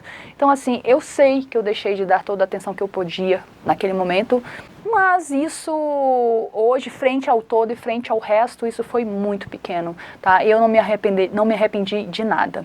Eu abri mão de cuidar de mim em outros aspectos, como eu falei, eu engordei muito, tá? Muito durante o período de estudo para concurso, engordei muito mesmo, né? Graças a Deus eu sou uma outra pessoa hoje, mas foi bem difícil, tá? Porque não dava para fazer tudo. Não é que não dava para cuidar de mim, eu acho que naquele momento eu não tinha nem a motivação para cuidar do externo. Porque do interno, do intelectual, eu estava dando o meu melhor. Então, assim, uma coisa por vez, né? Você tem que se propor a carregar nos seus ombros o peso que você pode carregar. E quando você não pode carregar todos, você avalia a melhor relação custo-benefício para determinado momento, é óbvio, porque isso muda ao longo da vida. Naquele momento, eu decidi que eu ia cuidar do meu futuro, tá? Que eu ia investir ali alguns anos em fazer o meu projeto de vida. E aí depois eu posso ter outros projetos de vida, né? Mas naquele momento era estudar para concursos e eu não consegui cuidar de mim em diversos aspectos. Abri mão de lazer, óbvio. Numa construção de um projeto de médio e longo prazo, não recomendo que vocês abram mão do lazer. Claro que vocês vão ter que restringir, mas se deem pequenos presentes, tentem levar uma vida de certa forma mais equilibrada, porque vai ser menos doloroso você passar por esse projeto. Então eu abri mão, assim, tive um ou outro lazer, mas eu tinha uma vida muito regrada principalmente no sentido também, não existia muitas distrações para minha vida, eu tirei tudo do meu caminho, tudo, para aumentar o foco, para aumentar o tempo de qualidade que eu estava dando para os meus estudos. Mas nem todas as pessoas, elas conseguem ter a força e o equilíbrio para fazer isso. Então se conheça, porque se você começar a fazer isso demais e ali na frente você vai desandar total, não faz da forma que você consegue levar pelo tempo necessário para chegar até o final do seu projeto, tá? Então se conheça e faça do melhor jeito para você. Eu sei como eu sou, eu sei até onde eu posso ir, eu sei até onde eu aguento. Então foi isso que eu fiz. Alguns aspectos, gente, que eu considero vantajosos, tá? Durante a minha preparação para concurso. Eram, assim, vantagens da minha história, da minha personalidade, desse perfil de concurseira que eu estava construindo, tá? Eu tinha parceria e apoio da família. Eu sempre fui uma pessoa muito firme, né? Então, quando eu decidi o que eu queria e eu comecei a executar, eu fiz com que todas as pessoas, elas me respeitassem, elas respeitassem o meu projeto. E eu consegui ganhar muita credibilidade perante a minha família, porque a minha família olhava para mim e via que eu realmente estava executando o meu projeto. Se você abrisse a porta do meu quarto de madrugada, eu não estava ali vendo vídeo no YouTube, assistindo filme, eu estava estudando. Se você abrisse a porta do meu quarto qualquer outro horário, se eu não estivesse dormindo e descansando, eu estaria estudando. Então, assim, as pessoas, elas me deram todo esse apoio, mas de certa forma foi um apoio que eu conquistei porque eu mostrei que eu estava totalmente inteira naquele projeto e aquele projeto era prioridade para a minha vida. Para vocês terem uma ideia, a minha filha, na época que eu concurso, ela tinha 6 anos. E durante toda a minha trajetória para concurso, quando eu fui aprovada, ela já tinha 10. Ela precisava falar comigo, ela abria a porta do quarto e falava: mãe, na sua próxima pausa, eu quero falar com a senhora. Ela não esperava nem resposta, ela fechava e saía, porque ela sabia que naquele momento ali eu estava estudando e assim que fosse possível eu realmente iria dar atenção a ela. Isso não é só educação, isso é respeito. Você precisa tentar incutir isso na sua família e isso você não vai incutir porque você está dizendo que quer que te respeitem. Você precisa mostrar. São as atitudes, são as nossas atitudes que geram, né, esses reflexos, que geram essas ações, tá? Eu tenho uma facilidade muito grande em me auto-blindar. eu tento captar, eu tento colocar ao meu redor, né, voando aqui na minha cabeça aquilo que tem vantagem para mim, aquilo que é prioridade para minha vida, aquilo que vai trazer algo positivo.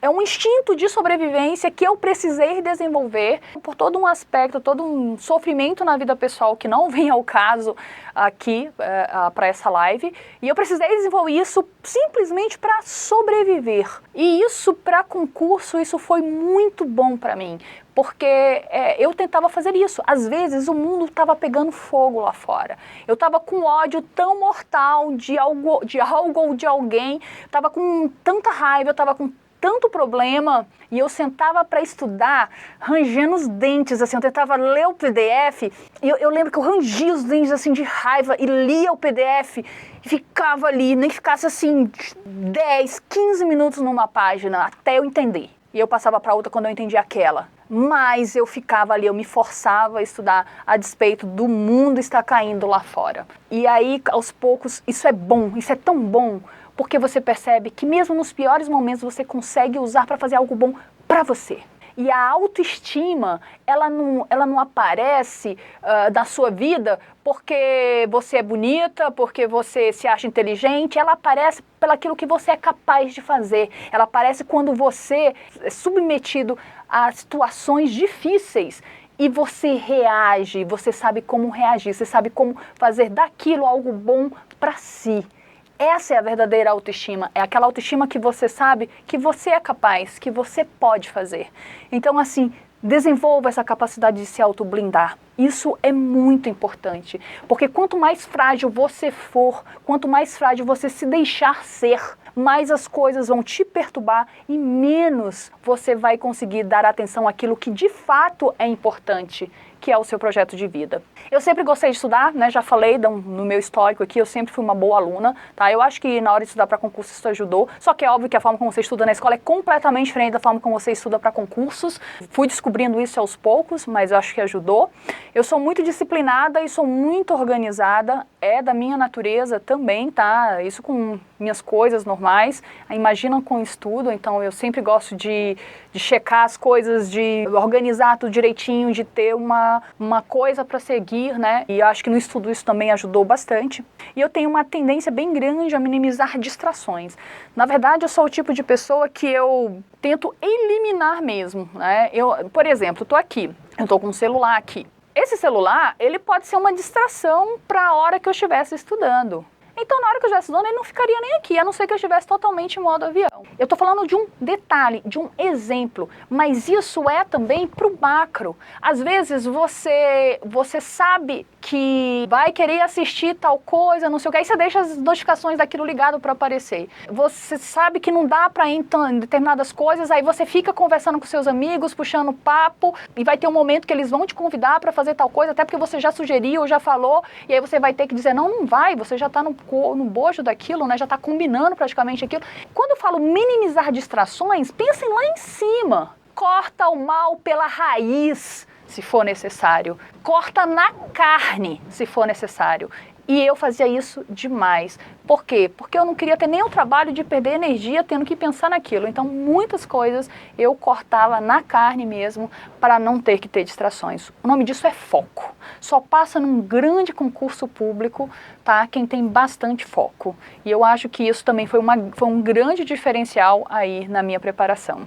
Bom, e aí as coisas foram evoluindo, a gente foi uma fase bem mais madura de estudos, né, que foi aqui que culminou com a minha aprovação. E aí chegou o ano de 2012, foi o ano que saiu o concurso da Receita. Eu vinha tentando estudar o máximo possível, fazendo as revisões tudo direitinho, bem organizado, né? Tentando bater o edital de auditor e revisar. E aí saiu o concurso do MDIC, pouco antes do concurso de auditor. Era a mesma banca, eu resolvi fazer, mas, gente, eu estava tão focada na Receita, tão focada, que eu não estudei as matérias que eram específicas do MDIC. Não estudei. Acho que tinha só uma, que era Direito Internacional Público, mas eu estudava Comércio Internacional e Legislação Aduaneira para Receita. Não, Legislação Aduaneira não estudava, porque só caiu no pós-edital, desculpa. E aí eu peguei e resolvi fazer a prova do MDIC, né? Mas estudando para a Receita Federal. Mas era a mesma banca, era a ESAF que ia fazer. Resolvi fazer fazer a prova 3 meses antes do concurso da Receita, foi a prova do EMIDIC, e eu consegui fazer uma quantidade de pontos suficientemente para passar, mas a prova precisava de um mínimo em inglês. Tinha 2 línguas, inglês e espanhol. Eu não consegui fazer o mínimo em inglês, até porque eu não sabia uma linha. Eu realmente, minha estratégia era conseguir o mínimo das matérias ali, da matéria de língua estrangeira, conseguir com o espanhol, mas não deu certo. Enfim, reprovei, beleza. Aquilo não abalou minha fé, apesar de ter 3 meses na prova de auditor, meu foco era a prova de auditor, e aí eu continuei estudando, na sequência saiu o edital de auditor, e aí, gente, a hora que saiu o edital de auditor da Receita, que saiu aquele famigerado diário oficial com aquela notícia, só tinha um pensamento que vinha na minha cabeça. Quer dizer, tinham muitos, mas só tinha um pensamento que era extremamente forte. Era um pensamento assim que dominava tudo naquele momento.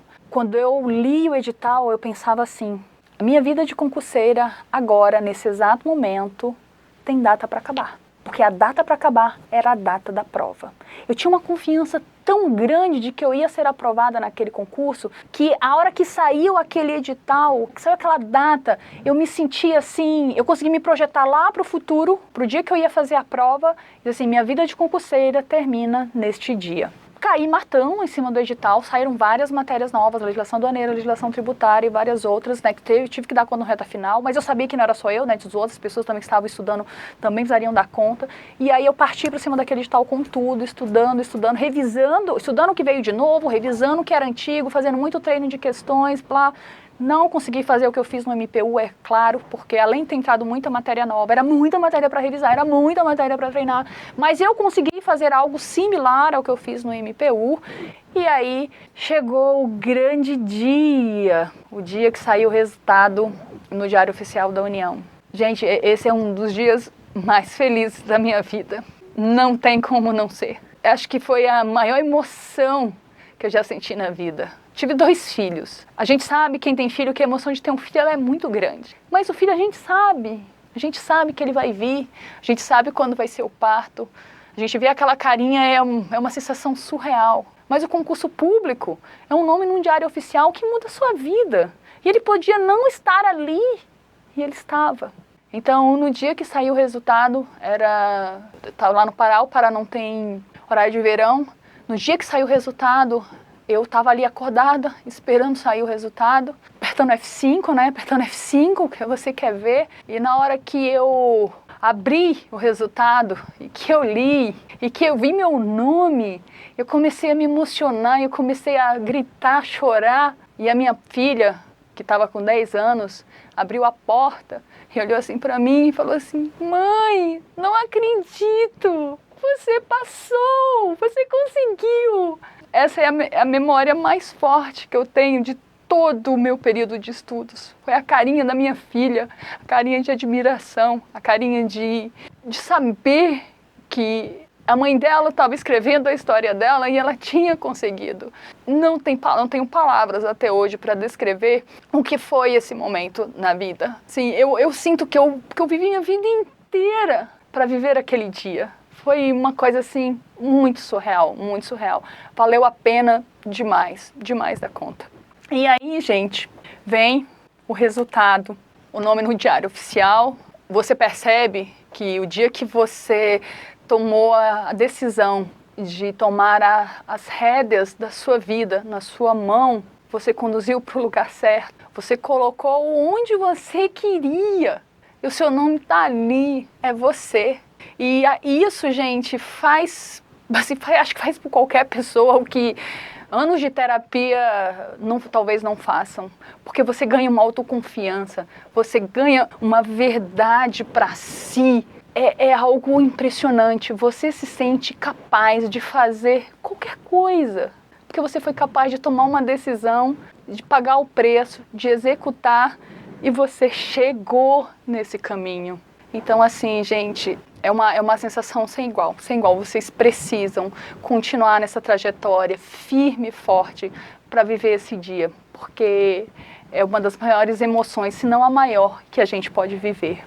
E aí vem o resultado, vem o nome no Diário Oficial da União, vem o exemplo para os seus filhos, porque os seus filhos viram o que você estava fazendo. E eles viram o resultado que aquilo deu. E como diz essa mensagem aqui de John Locke, a influência do exemplo é penetrantíssima na alma. Nada ensina mais do que o exemplo. Eu queria colocar agora para vocês um vídeo dos meus filhos. Vídeo deles hoje, tá? Eles fizeram agora um pequeno depoimento muito bonitinho sobre o que é ser filho de concurseiro. Só um segundo. Olá pessoal, meu nome é Belinha, esse aqui é meu irmão Victor, a gente é filho da Núbia e veio aqui compartilhar pra vocês como é ser filho de uma concurseira. Bom, quando minha mãe começou a estudar, eu tinha 4 meses de idade, que não me permitia eu lembrar muita coisa de como é que era. O que eu me lembro é que eu acordava, ela estava estudando, eu dormia, ela estava estudando, o que me faz dar glória a Deus que hoje em dia, por ela ter estudado tanto, permite que a gente tenha uma vida tão boa quanto a gente tem ultimamente. Eu já era um pouquinho mais velha na época, eu tinha 6 anos, e o que minha mãe mais me passou nessa época é se dedicar. Hoje eu tenho 18 anos, eu presto vestibular, e esse tempo que a minha mãe passou estudando, ela me ensinou que sem esforço a gente não chega em lugar nenhum. A lembrança que eu mais tenho, assim, é de uma parede que a minha mãe tinha, em que ela colava post-it com resuminhos pequenos, assim, pra ela se lembrar mais rápido. Hoje eu uso isso,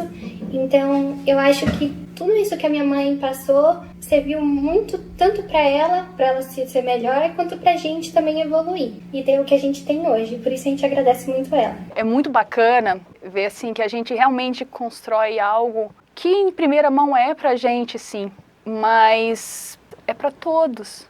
Todos eles são influenciados de alguma forma. Todos eles pagam preço, todos eles têm os benefícios. É a justiça da vida.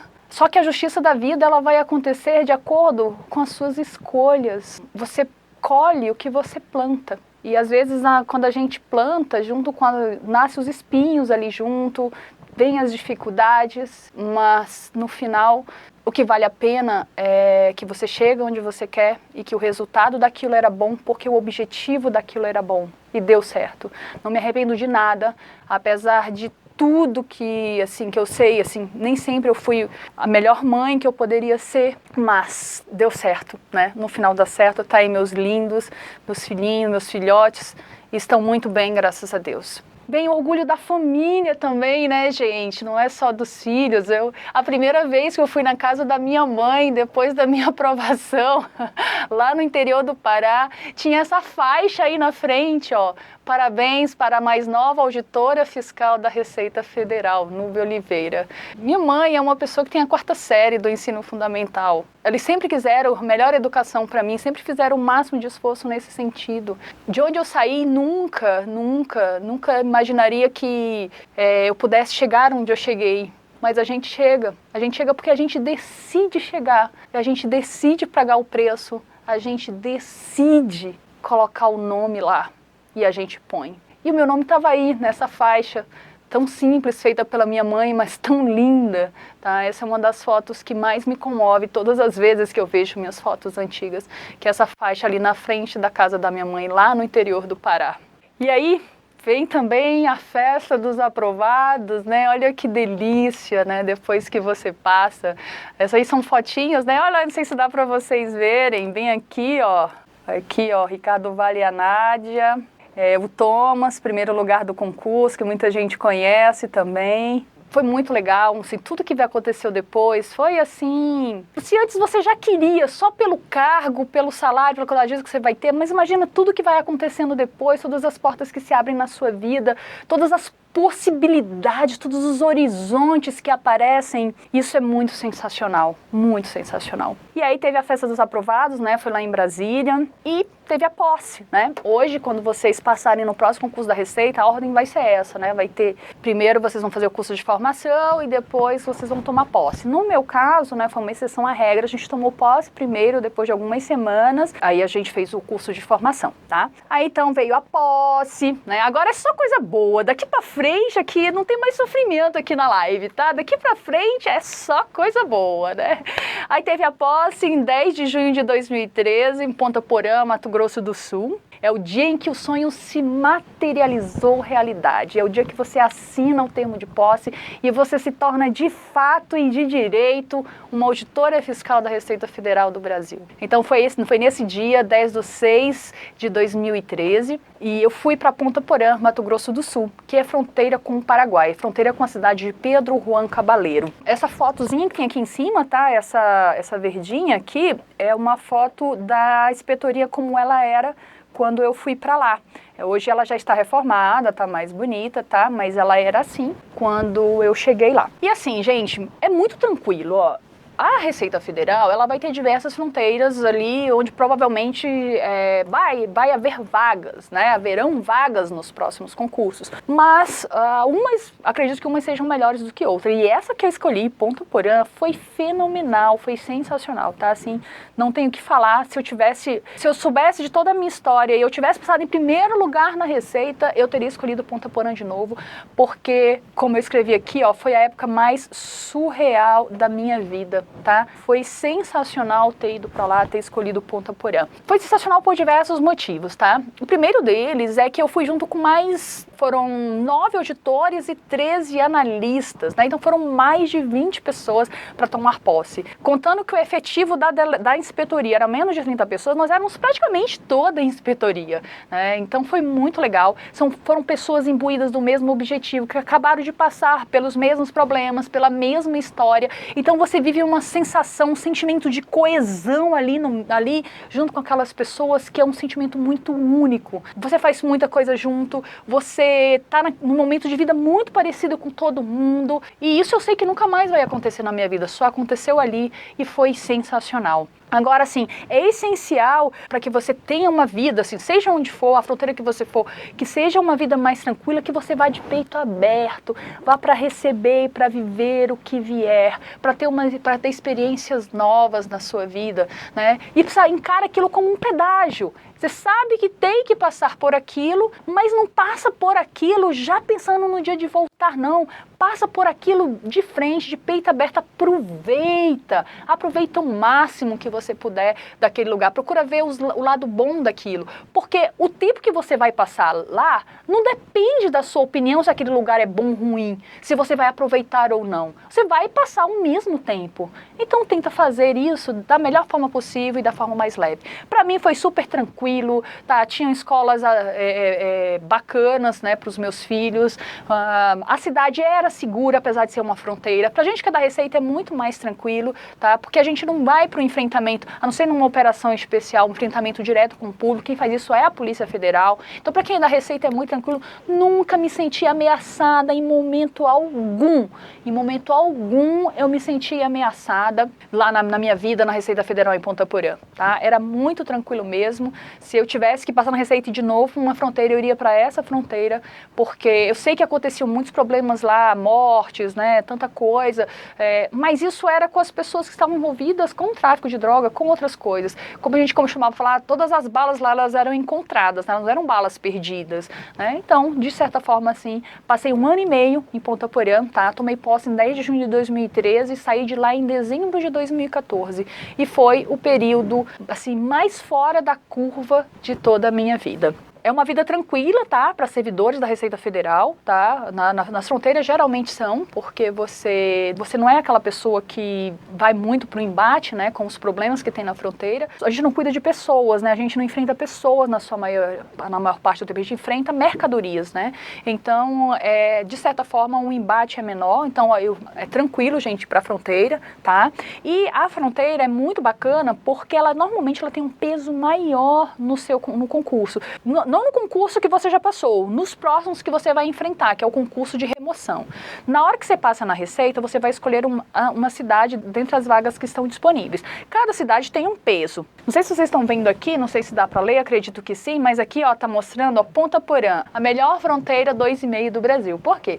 Porque na Receita Federal, 2,5 é o maior peso. É o maior peso que uma cidade pode valer. E Ponta Porã era 2,5. Isso também foi um dos critérios pelos quais eu a escolhi. Isso significa o quê? Que cada um dia de trabalho vale 2,5 pontos para o concurso de remoção.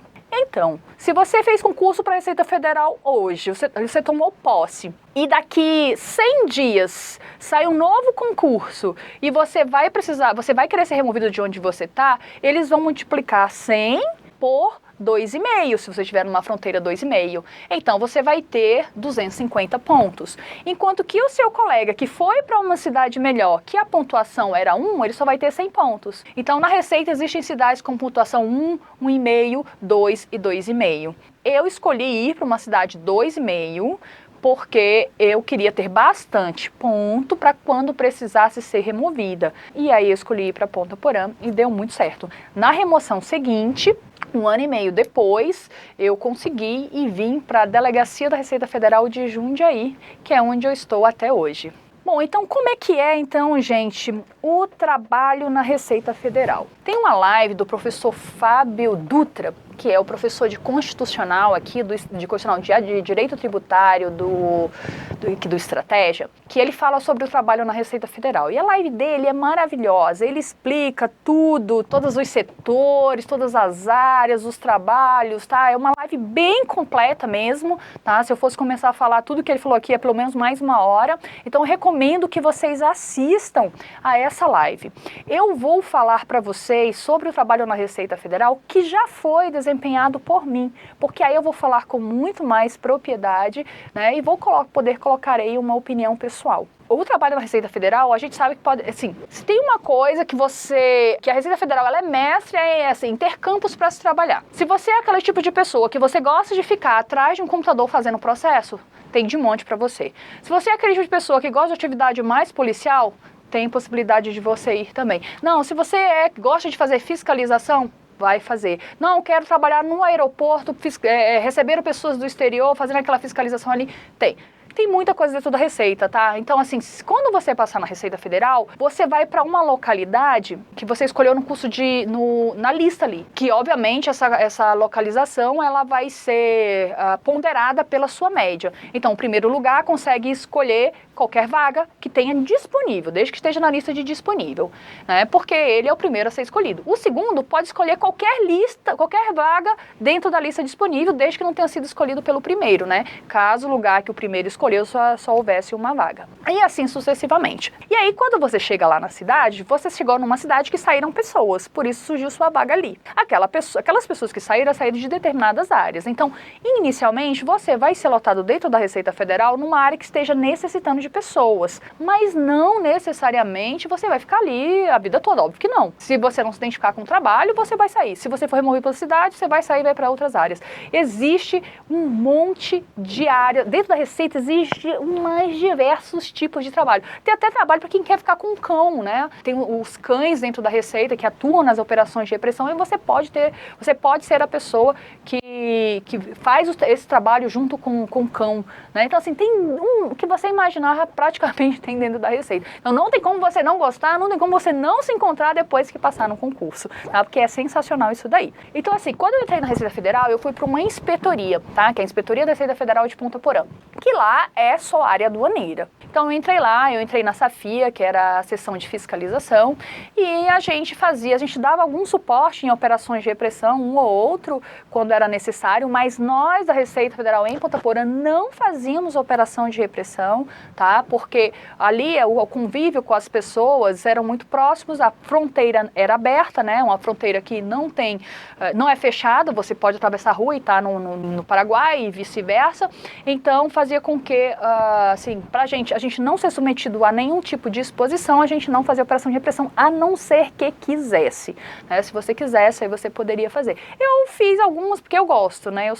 Meu perfil é bem esse, é um perfil assim, mais agressivo, eu gosto mais do operacional mesmo, então eu fiz algumas. Mas a gente fazia autos de infração ali dentro, habilitava empresas ao comércio exterior, respondia demandas de juiz, tratamentos tributários, enfim, uma atuação de área aduaneira, onde existia um grande tráfico de mercadoria ali, né, vindo do Paraguai, a gente fiscalizava isso também, e fazia mais os trabalhos relativos à fronteira mesmo. Depois disso, eu vim para Jundiaí. tá? E em Jundiaí eu fui lotada prioritariamente, em primeira mão, no CEORT, que é o setor de orientação tributária, e ali eu trabalhava com tributos internos, né? Nesse trabalho eu fazia o que se acredita ser a contramão da Receita Federal, né? Que no CEORT a gente analisa para restituir. Tá? Então a gente analisa o que o contribuinte está fazendo, o que o contribuinte pagou, né? Ele entra com um PDComp, alguma coisa assim, e aí a gente diz se ele merece ou não restituição. Então todas as minhas decisões, elas devolviam ou não dinheiro para alguém. Depois disso, eu voltei para a aduaneira, eu tenho alma aduaneira, eu gosto da área aduaneira, né? Tô na área aduaneira até hoje. E aí eu saí do CEORT, fui para a SAANA, que é a seção aduaneira da Receita aqui em Jundiaí. Estou nela até hoje, né? Trabalhando de novo com autos de infração, com fiscalização. E, inclusive, estou indo nessa reestruturação da Receita, que a gente vai falar daqui a pouquinho, tá? Que é, inclusive, o que está tomando um pouco o concurso, né? Assim, empatando um pouquinho o concurso, a gente vai já falar sobre o próximo concurso da Receita. E nessa reestruturação, por exemplo, né, um dos aspectos práticos do meu cargo é que eu vou começar a fazer serviço para a alfândega da Receita Federal de São Paulo, mesmo lotada em Jundiaí, tá? Então, toda essa reestruturação, ela vai realocar o pessoal, a gente vai falar um pouquinho já sobre ela. Tá? Então, eu continuo aduaneira, gosto muito dessa área, área assim que eu sou apaixonada. Mas dentro da Receita tem diversas outras coisas para se fazer, tem a fiscalização de tributos internos, de todos os tributos que a Receita Federal administra, né? PIS, COFINS, tem o IPI, tem as contribuições previdenciárias também, tá? Que você pode trabalhar dentro da Receita. Tem a parte de inteligência, análise de dados, que monta os dossiês para serem fiscalizados, que faz um trabalho mais lá em cima de coleta de informações e análise. Tem a vigilância e repressão, que é o braço mais armado da Receita, né? Que é onde você trabalha, você atua direto nas operações de vigilância e repressão. Então, assim, não fosse pela falta de rotina, eu acho que eu queria estar aqui nesse último, tá? Vigilância e repressão, assim, eu me identifico com essa área. E eu não quero que vocês tenham medo disso, tá? De quem não gosta, porque só vai para essa área quem gosta, quem tem perfil, quem quer. É uma área que precisa de porte de arma, normalmente. Eu tenho porte de arma, mas o meu porte, ele não é institucional, eu não tenho uma arma da Receita, né? Eu tenho curso só. Eu quis ter, né? Quando eu estava lá na fronteira, mas só para quem está nessa área mesmo de vigilância e repressão, que geralmente vai acautelar uma arma institucional. E, obviamente, faz as operações aí junto com a Polícia Federal e outros órgãos de segurança pública, tá bom? Vamos falar agora sobre o próximo concurso da Receita Federal. Tá? Essas aqui são minhas redes sociais, para quem ainda não me segue. Meu Instagram é @nubia.coach, tá? Qualquer dúvida, qualquer coisa, podem mandar direct para mim, eu tento sempre responder todo mundo. Eu tenho um canal no YouTube, onde eu gravo diversos vídeos, tá? Que é Nubia Oliveira, Coach para Concursos. E tem também o Facebook, né? Que já uso menos, mas que ainda uso, que é Nubia Oliveira, tá bom? Fiquem à vontade, todos vocês, para me seguirem lá. Bom, vamos falar um pouquinho, então, sobre o próximo concurso da Receita Federal do Brasil. O que está acontecendo agora, gente, é que a Receita Federal, ela está passando por um momento de reestruturação interna muito grande, tá? Isso vem acontecendo desde o ano passado, houveram alguns empecilhos no meio do caminho, né? Algumas trocas de superintendente, né? Inclusive do ministro também, mas as coisas agora, elas estão caminhando para o fim, graças a Deus. Então, a reestruturação, ela já está acontecendo, muitas pessoas já foram transferidas via portaria para outros setores. No momento que isso finalizar, tá? Isso deve acontecer até o meio desse ano, deveria acontecer, né? Não sei se o coronavírus vai empatar que isso aconteça. No momento que isso acontecer, a gente vai ter mapeado por onde foi a força de trabalho, né? E onde é que está faltando. Só a partir disso daí é que a gente pode esperar um próximo concurso, porque como é que vai fazer um concurso público e saber onde vai alocar as pessoas, né? É óbvio que a Receita Federal tem necessidades que são muito grandes. As necessidades são tão grandes, daqui a pouco eu vou passar aqui para vocês, né? Eles foram, 100 aposentadorias foram revertidas para que os servidores voltem à ativa e possam trabalhar, porque a situação está muito crítica. Então, o próximo concurso da Receita Federal, ele já foi solicitado, a banca a gente não sabe qual vai ser, né? Depois da morte da ESAF, a gente não sabe qual vai ser, mas a gente acha que qualquer uma das bancas aí, CESP, FCC e FGV, tem chances de serem as escolhidas. Eu acredito que será uma banca grande, então provavelmente seja uma dessas 3. Núbia, por que FGV? Né? Quase ninguém fala na aposta da FGV. Eu aposto muito na FGV, gente, porque a FGV ela já tem uma grande parceria com a Receita Federal, ela é responsável por vários cursos de capacitação nosso, de especialização e outras coisas que a Receita Federal quer, a FGV é quem faz. Então, assim, ela já tem essa simbiose com a Receita, tá? Então, não acharia difícil, não deixe a FGV de fora dos estudos de vocês, por favor, até porque é uma banca bem difícil, bem peculiar, se tiver que aprender tudo no reta final dela, né, treinar ela, aí vai ser bem difícil, tá bom? O número de vagas que foi solicitado foi 3.314, englobando os 4 cargos. O cargo de auditor fiscal, analista tributário, são os cargos da carreira tributária aduaneira. E a gente tem os cargos aqui, que hoje é do Ministério da Economia, que é o assistente técnico administrativo e o analista técnico administrativo. Aquele concurso que eu passei lá em 2010, 2009, que falei para vocês, que me abriu os olhos, foi esse concurso aqui, ó, de assistente técnico administrativo do Ministério da Fazenda. Salário do auditor fiscal é de R$21 mil, salário inicial sem bônus, tá? E do analista tributário é de 11.684 sem bônus.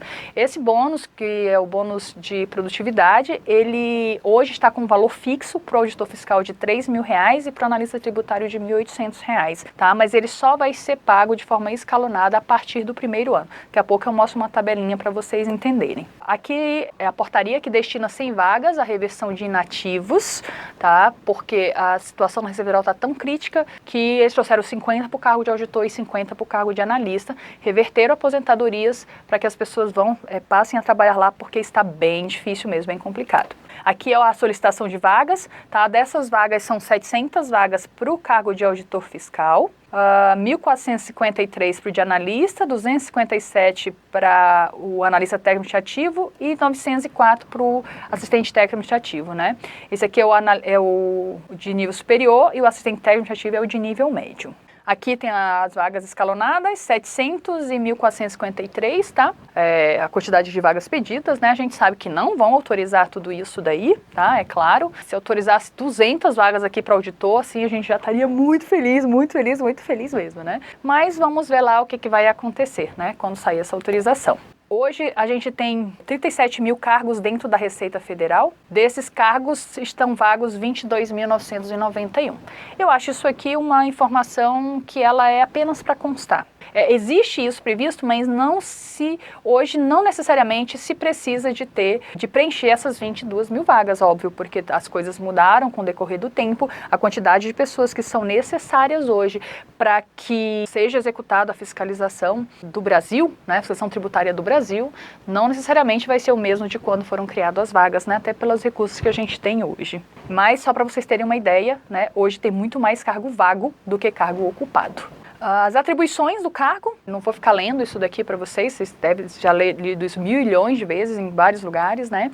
Mas aqui a primeira só que fala que o auditor fiscal é responsável pela administração tributária aduaneira da União e o analista tributário tem incumbência de exercer atividade de natureza técnica, acessória ou preparatória para o exercício das atribuições privativas do auditor da Receita, ressalvado, óbvio, as que são de competência privativa do auditor. Então, assim, são 2 cargos maravilhosos, com salários, sim, fantásticos. O cargo de analista tributário ele tem uma grande vantagem, que é a lotação. Você consegue ser lotado em cidades maravilhosas de cara já, e você também consegue ser removido para qualquer lugar que você quiser normalmente, tá?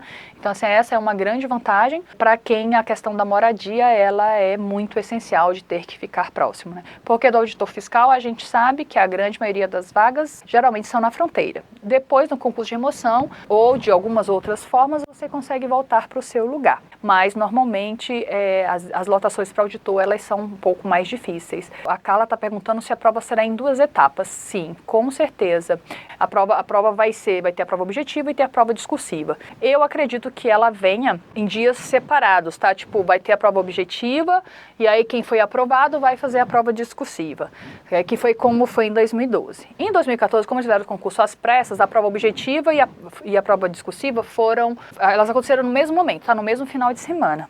Então, todo mundo fez prova discursiva, mesmo quem não tinha feito uma boa prova objetiva, tá? Mas será 2 etapas, sim. Atribuições do cargo de assistente técnico administrativo, as atividades técnicas ligadas à logística, ao atendimento. E aqui, ó, aqui a gente faz o seguinte, ó.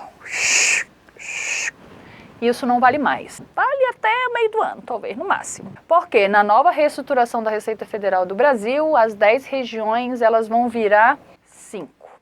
Tá? Então, algumas vão ser unidas, permutadas aqui, não vai ser mais essa característica que a gente vai ter para a Receita Federal do Brasil, tá? Não vai ser mais essa estrutura. Aqui a gente tem o padrão remuneratório da classe. Quando você passar no curso de auditor fiscal, você já entra ganhando R$21 mil bruto, sem bônus de produtividade ainda. No primeiro ano, você não vai ganhar nada de bônus, no segundo ano, 50%, e no segundo ano 75%, e a partir do terceiro ano é que você vai ganhar na integralidade. Daqui a pouco eu mostro melhor isso daqui. Como analista tributário, você vai receber 11.684, que é aproximadamente 60% do salário do auditor, tá? Que é também uma excelente remuneração. Como eu falei, com uma grande vantagem, e as responsabilidades são bem menores e você consegue ser lotado em diversos lugares do Brasil. Aqui são alguns contra-cheques que eles trouxeram aqui, tá? Mas o salário é aquele mesmo. Como estudar para o concurso da Receita Federal. Como vocês podem perceber aqui nessa lista, gente, o objetivo da live de hoje não é montar um planejamento de estudos para a Receita Federal. Depois eu venho aqui, a gente senta e monta realmente uma estratégia, um planejamento de estudo, né? Isso leva um certo tempo, mas o que eu quero falar aqui com vocês, para que vocês vejam a questão das disciplinas cobradas. Nos últimos concursos que nós tivemos para analista da Receita, para auditor da Receita e para o assistente da Receita. Então a gente percebe que existe uma grande quantidade de disciplinas aqui que elas se repetem, tá? Elas são as mesmas. Então, é o caso de vocês fazerem uma análise e tipo, quero me preparar para os 3 concursos, começa a colocar no seu ciclo tudo que é único, tudo que é igual, né?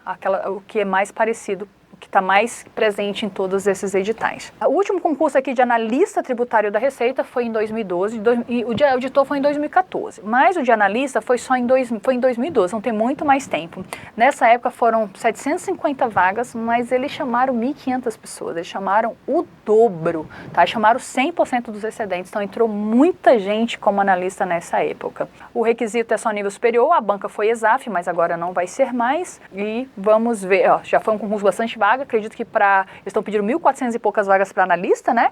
Naquele pedido que teve, se autorizarem a metade, vai ser isso aí de novo. Distribuição das vagas, as etapas foram 2, prova objetiva e prova discursiva. Eu estou passando aqui um pouco mais rápido, porque esse não é o objetivo dessa live, mas só para vocês terem a título de informação. Pontuação, pelo menos 40% das questões e 60% no total da prova, tá? Essa aqui é a pontuação mínima para você ser aprovado no concurso da Receita. Você não pode zerar. Lembra quando eu falei que em 2009 eu não fiz um monte de matérias? Pois é, você além de fazer o mínimo em todas as matérias, no total você tem que fazer pelo menos 60% da prova. Na última foram 75 questões de conhecimentos básicos e 120 de conhecimentos específicos. Essas foram as disciplinas cobradas no concurso, tá? Isso está a informação em qualquer edital que vocês baixarem aí para ver, e vocês vão ver que essas disciplinas elas são exatamente as mesmas que são cobradas dentro do edital de auditor fiscal da Receita. Então, quando você quer estudar para os 2 cargos, olha para o cargo de analista, pega as matérias que são comuns ao cargo de analista e ao cargo de auditor e começa estudando pelos conteúdos de analista, tá? Que na hora de estudar para auditor é só aumentar, vai ser só aumentar as disciplinas. Teve uma discursiva também, tá? Na prova cai discursiva tanto para auditor quanto para analista da Receita. Na discursiva de analista foi cobrar direito constitucional administrativo, ou administração geral, ou direito tributário, ou legislação tributária aduaneira, enfim. Foi uma questão só, eles escolheram uma dessas matérias para cobrar. O último concurso de auditor fiscal foi em 2014, 278 vagas, não vai ser mais ESAF, e a gente espera que para o próximo concurso o número de vagas seja mais ou menos esses aí também, tá? 200, 200 e 300 vagas, que é o que deve ser autorizado. As etapas do concurso, a gente tem aí prova objetiva e prova discursiva, que vai acontecer, com certeza vai ter discursiva, tá? Se vai ser junto no mesmo dia ou vai ser em dia separado depois, isso a gente vai ver, mas com certeza vai ter prova objetiva e vai ter prova discursiva. A estrutura da prova objetiva são 70 questões de conhecimento básico, 70 de conhecimentos específicos, onde você tem que fazer pelo menos 40% em cada uma, tá? Em cada matéria você precisa fazer no mínimo 40% 40%, mas no total geral tem que ser 60% da prova. São as matérias que foram cobradas, como vocês podem ver, igualzinha de analista, com algumas outras matérias. A discursiva de auditor fiscal, na última, pediram 2 questões, tá? No mínimo de 20 linhas e no máximo de 40 linhas. As matérias foram essas: direito tributário, comércio nacional e legislação aduaneira. O peso das discursivas, ele diminuiu com o tempo. Lá em 2009, foi responsável por 36% dos pontos da prova, 2012, 25% e 2014, 22%. Uma coisa certa, a única coisa certa é que vai ter discursiva, tá? O peso que ela vai ter para a sua prova, obviamente, pode variar. A nota de corte, como vocês podem perceber, eu sou do concurso de 2012, que é esse concurso azulzinho, ó. Tudo que está em azulzinho aqui é mais baixo, tá vendo? Porque essa foi a prova mais difícil do concurso da Receita Federal. Inclusive, não preencheram, as vagas não foram preenchidas, tá? Sobrou vaga. Porque a prova foi tão difícil que não tinha aquela quantidade de pessoas para fazer o mínimo do Brasil inteiro. Foi uma prova realmente que mediu várias outras coisas, né? Além da sua capacidade de aprender conteúdos. Então, assim, para a história, vocês podem ver que ela é muito diferente das outras. Mas para vocês verem, assim, que não tem nada impossível aqui de ser feito, tá? Não sabemos como vai ser a próxima prova. Pode ser que também venha no nível super difícil, né? Mas os candidatos também são muito bem preparados, né? Até por causa dessa quantidade de tempo sem concurso. Então, a gente só tem que arregaçar de estudar muito, tá bom? Olha, esse quadro eu acho extremamente interessante, tá? Esse quadro aqui, ele fala da quantidade de inscritos por vaga. Em 2014, se inscreveram, a concorrência tinha dado 125 por vaga das pessoas que se inscreveram, tá? A concorrência deu 125 por vaga, mas muita gente faltou. Na hora de fazer a prova, essa concorrência já caiu para 58, mas tipo, tô concorrendo com 58 pessoas. Não, cada vaga 58 pessoas. Não, você está concorrendo com quem consegue fazer os mínimos. Quem não consegue fazer os mínimos está fora, não interessa nem que ela fez muito mais pontos do que você. E quem foi que conseguiu fazer os mínimos em 2014? 1,4. Essa aqui é a concorrência. Porque essa daqui são as únicas pessoas com chances de passar e tirar a sua vaga. É só quem consegue fazer os mínimos na prova da Receita. Em 2012, que foi a prova que eu fiz, esse valor aqui, ele foi abaixo de 1. Foi 0, alguma coisa. Por quê? Porque não teve gente com a capacidade de fazer os mínimos o suficiente para atingir o quantitativo de vagas. Então, a prova da Receita, a primeira habilidade que você tem que ter é de saber fazer, tá? E depois a gente vai conversar aqui sobre como fazer a prova da Receita Federal. Você precisa ter habilidade dos conteúdos e você precisa também saber fazer a prova da Receita para não perder nisso daqui. E, obviamente, é o índice de nomeados. O último concurso de assistente técnico administrativo, vou passar super rápido isso daqui, tá? Foi em 2014, 1.024 vagas. Essas, geralmente, para esse concurso aqui, as vagas, elas são regionalizadas, não são nacionais. Então, você já escolhe. Como o salário é bem mais baixo, eles pressupõem que a pessoa não tenha a disponibilidade de se mudar para ir para longe, né? Então, assim, até para poder se manter fora da sua estrutura. Então, geralmente, é um concurso regionalizado. Você vai fazer vagas para cidades próximas da que você quiser. Também não será mais ESAF. Aqui, ó, como eu falei, ele é regionalizado, a distribuição de vagas, tá?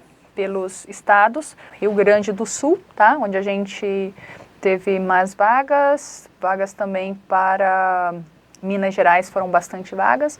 E assim sucessivamente. Foi uma prova de conhecimento básico, uma prova de conhecimento específico. Ok, deixa eu passar aqui rapidinho. Essas aqui foram as disciplinas cobradas. Depois, quem quiser estudar, dá uma olhadinha lá. Percentual das disciplinas para o total da prova. O mais importante é a língua portuguesa, matemática, raciocínio lógico, né? Vocês estão vendo aqui, ó. Isso aqui é muito importante para qualquer concurso, né, gente? Porque é a matéria que está em todos os concursos. Basicamente, o que você faz tem que estar muito bom, tem que estar ótimo, tá bom? Bom, nossos resultados aqui de quem estudou com o material do Estratégia Concursos. Imagina se lá atrás, quando eu estava falando, que eu estava tentando começar a estudar para a Receita Federal e o meu maior problema, gente, era um material de qualidade para estudar, né? Que eu não sabia nem onde encontrar. Hoje vocês não têm esse problema, né? Hoje existem excelentes materiais no mercado. Estratégia Concursos é referência nacional na disponibilidade dos melhores materiais para você estudar.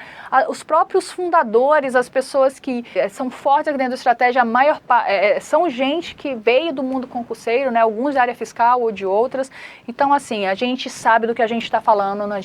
E nós entendemos demais de concurso público e do que é um bom material, tá? Temos os resultados maravilhosos aqui na Receita Federal de 2014, das 278 vagas, 183 foram nossos alunos. No de analista tributário, dos 700 nomeados, 452 foram nossos alunos. Isso a gente está falando dos alunos realmente matriculados, que você consegue ver o CPF no sistema. No ISS Teresina, dos 79, 48 foram alunos. Do MAPA 2017, dos 100 primeiros aprovados, 38 foram nossos alunos.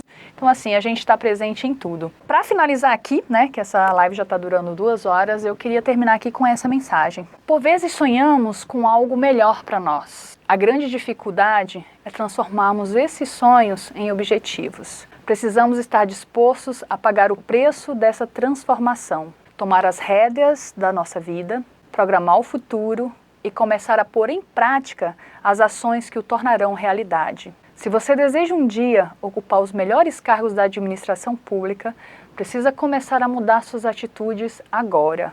Vai precisar abdicar de um monte de coisas e fazer isso com gosto, sempre tendo em mente que é por algo muito maior. Saiba que tudo valerá a pena. Quando a sua aprovação vier, você sentirá que viveu para ver esse dia. E eu realmente espero vocês do lado de cá. Vocês sabem onde é que está essa mensagem? Essa mensagem está lá na minha entrevista. Na entrevista que eu dei para o Ricardo Vale logo quando eu passei, em 2012. Então, se vocês acessarem lá, aquela época das entrevistas escritas ainda, foi exatamente com essa mensagem que eu terminei a minha entrevista e é o que eu sinto até hoje. Quando eu estava para concurso, eu já sabia que o concurso público ele tinha todo o potencial de mudar a minha vida, mas eu sou muito sincera em falar para vocês que eu não imaginei que fosse tanto, que ele teria esse potencial de mudar tanto a minha vida. E ele mudou, tá? Então, não tenho antes e depois de Cristo, né? Eu sou antes e depois do concurso, né? Meu ACDC é antes e depois do concurso. Então, realmente, gente, valeu muito a pena. E eu continuo deixando essa mensagem aqui, que foi a que eu passei para vocês quando eu passei, como uma mensagem de força. Bom, gente, eu acho que é isso. Vou encerrar por aqui. Muito obrigada a vocês por estarem aí me acompanhando. Assim, essa foi a primeira vez que eu contei a minha história na íntegra. E é sempre muito gostoso relembrar, rememorar e ver assim, poxa, quanto valeu a pena, sabe? Eu realmente, de fato, eu faria tudo de novo se fosse necessário, porque vale a pena demais, demais da conta você se esforçar, estudar, ser aprovado, começar uma nova vida e fazer com que o concurso público ele seja esse agente de mudança na sua vida. Na minha vida foi demais. Quando vocês olham lá no meu Instagram as fotos de antes e depois, elas são bem chocantes mesmo, as fotos de antes e depois. Eu só quero que vocês saibam que a aparência externa, o que aparece ali, é o que menos mudou, porque o que a gente cresce nesse momento de dar para concurso, você cresce intelectualmente, você cresce como pessoa, você cresce de todas as formas possíveis. E aquilo que você se torna é totalmente fruto, totalmente resultado daquilo que você criou, que você fez, que você quis fazer e teve a audácia de tentar. Então vale a pena demais. Eu agradeço, eu vi vários alunos meus aqui na live, Tuíse, Lígia, Flávia, muito obrigada meninas por estarem aqui, são todas minhas alunas do coach. E hoje, assim, depois de ter feito tudo que a gente fez para passar e conseguiu passar e acompanhar alunos, também é um privilégio. Agradeço sempre pelas pessoas que fazem parte da minha história hoje, que me dão esse privilégio de poder acompanhá-las e de poder fazer alguma diferença, né? Fazer com que as pessoas também atinjam e consigam aquilo que eu consegui, porque eu acredito piamente que é possível, eu acredito piamente que a gente pode conseguir, eu sei o quanto isso pode ser bom na vida da gente, tá bom? Então, gente, ó, muito obrigada, tá, por terem acompanhado até aqui. Espero vocês aí nas próximas transmissões. Valeu, pessoal. Boa noite.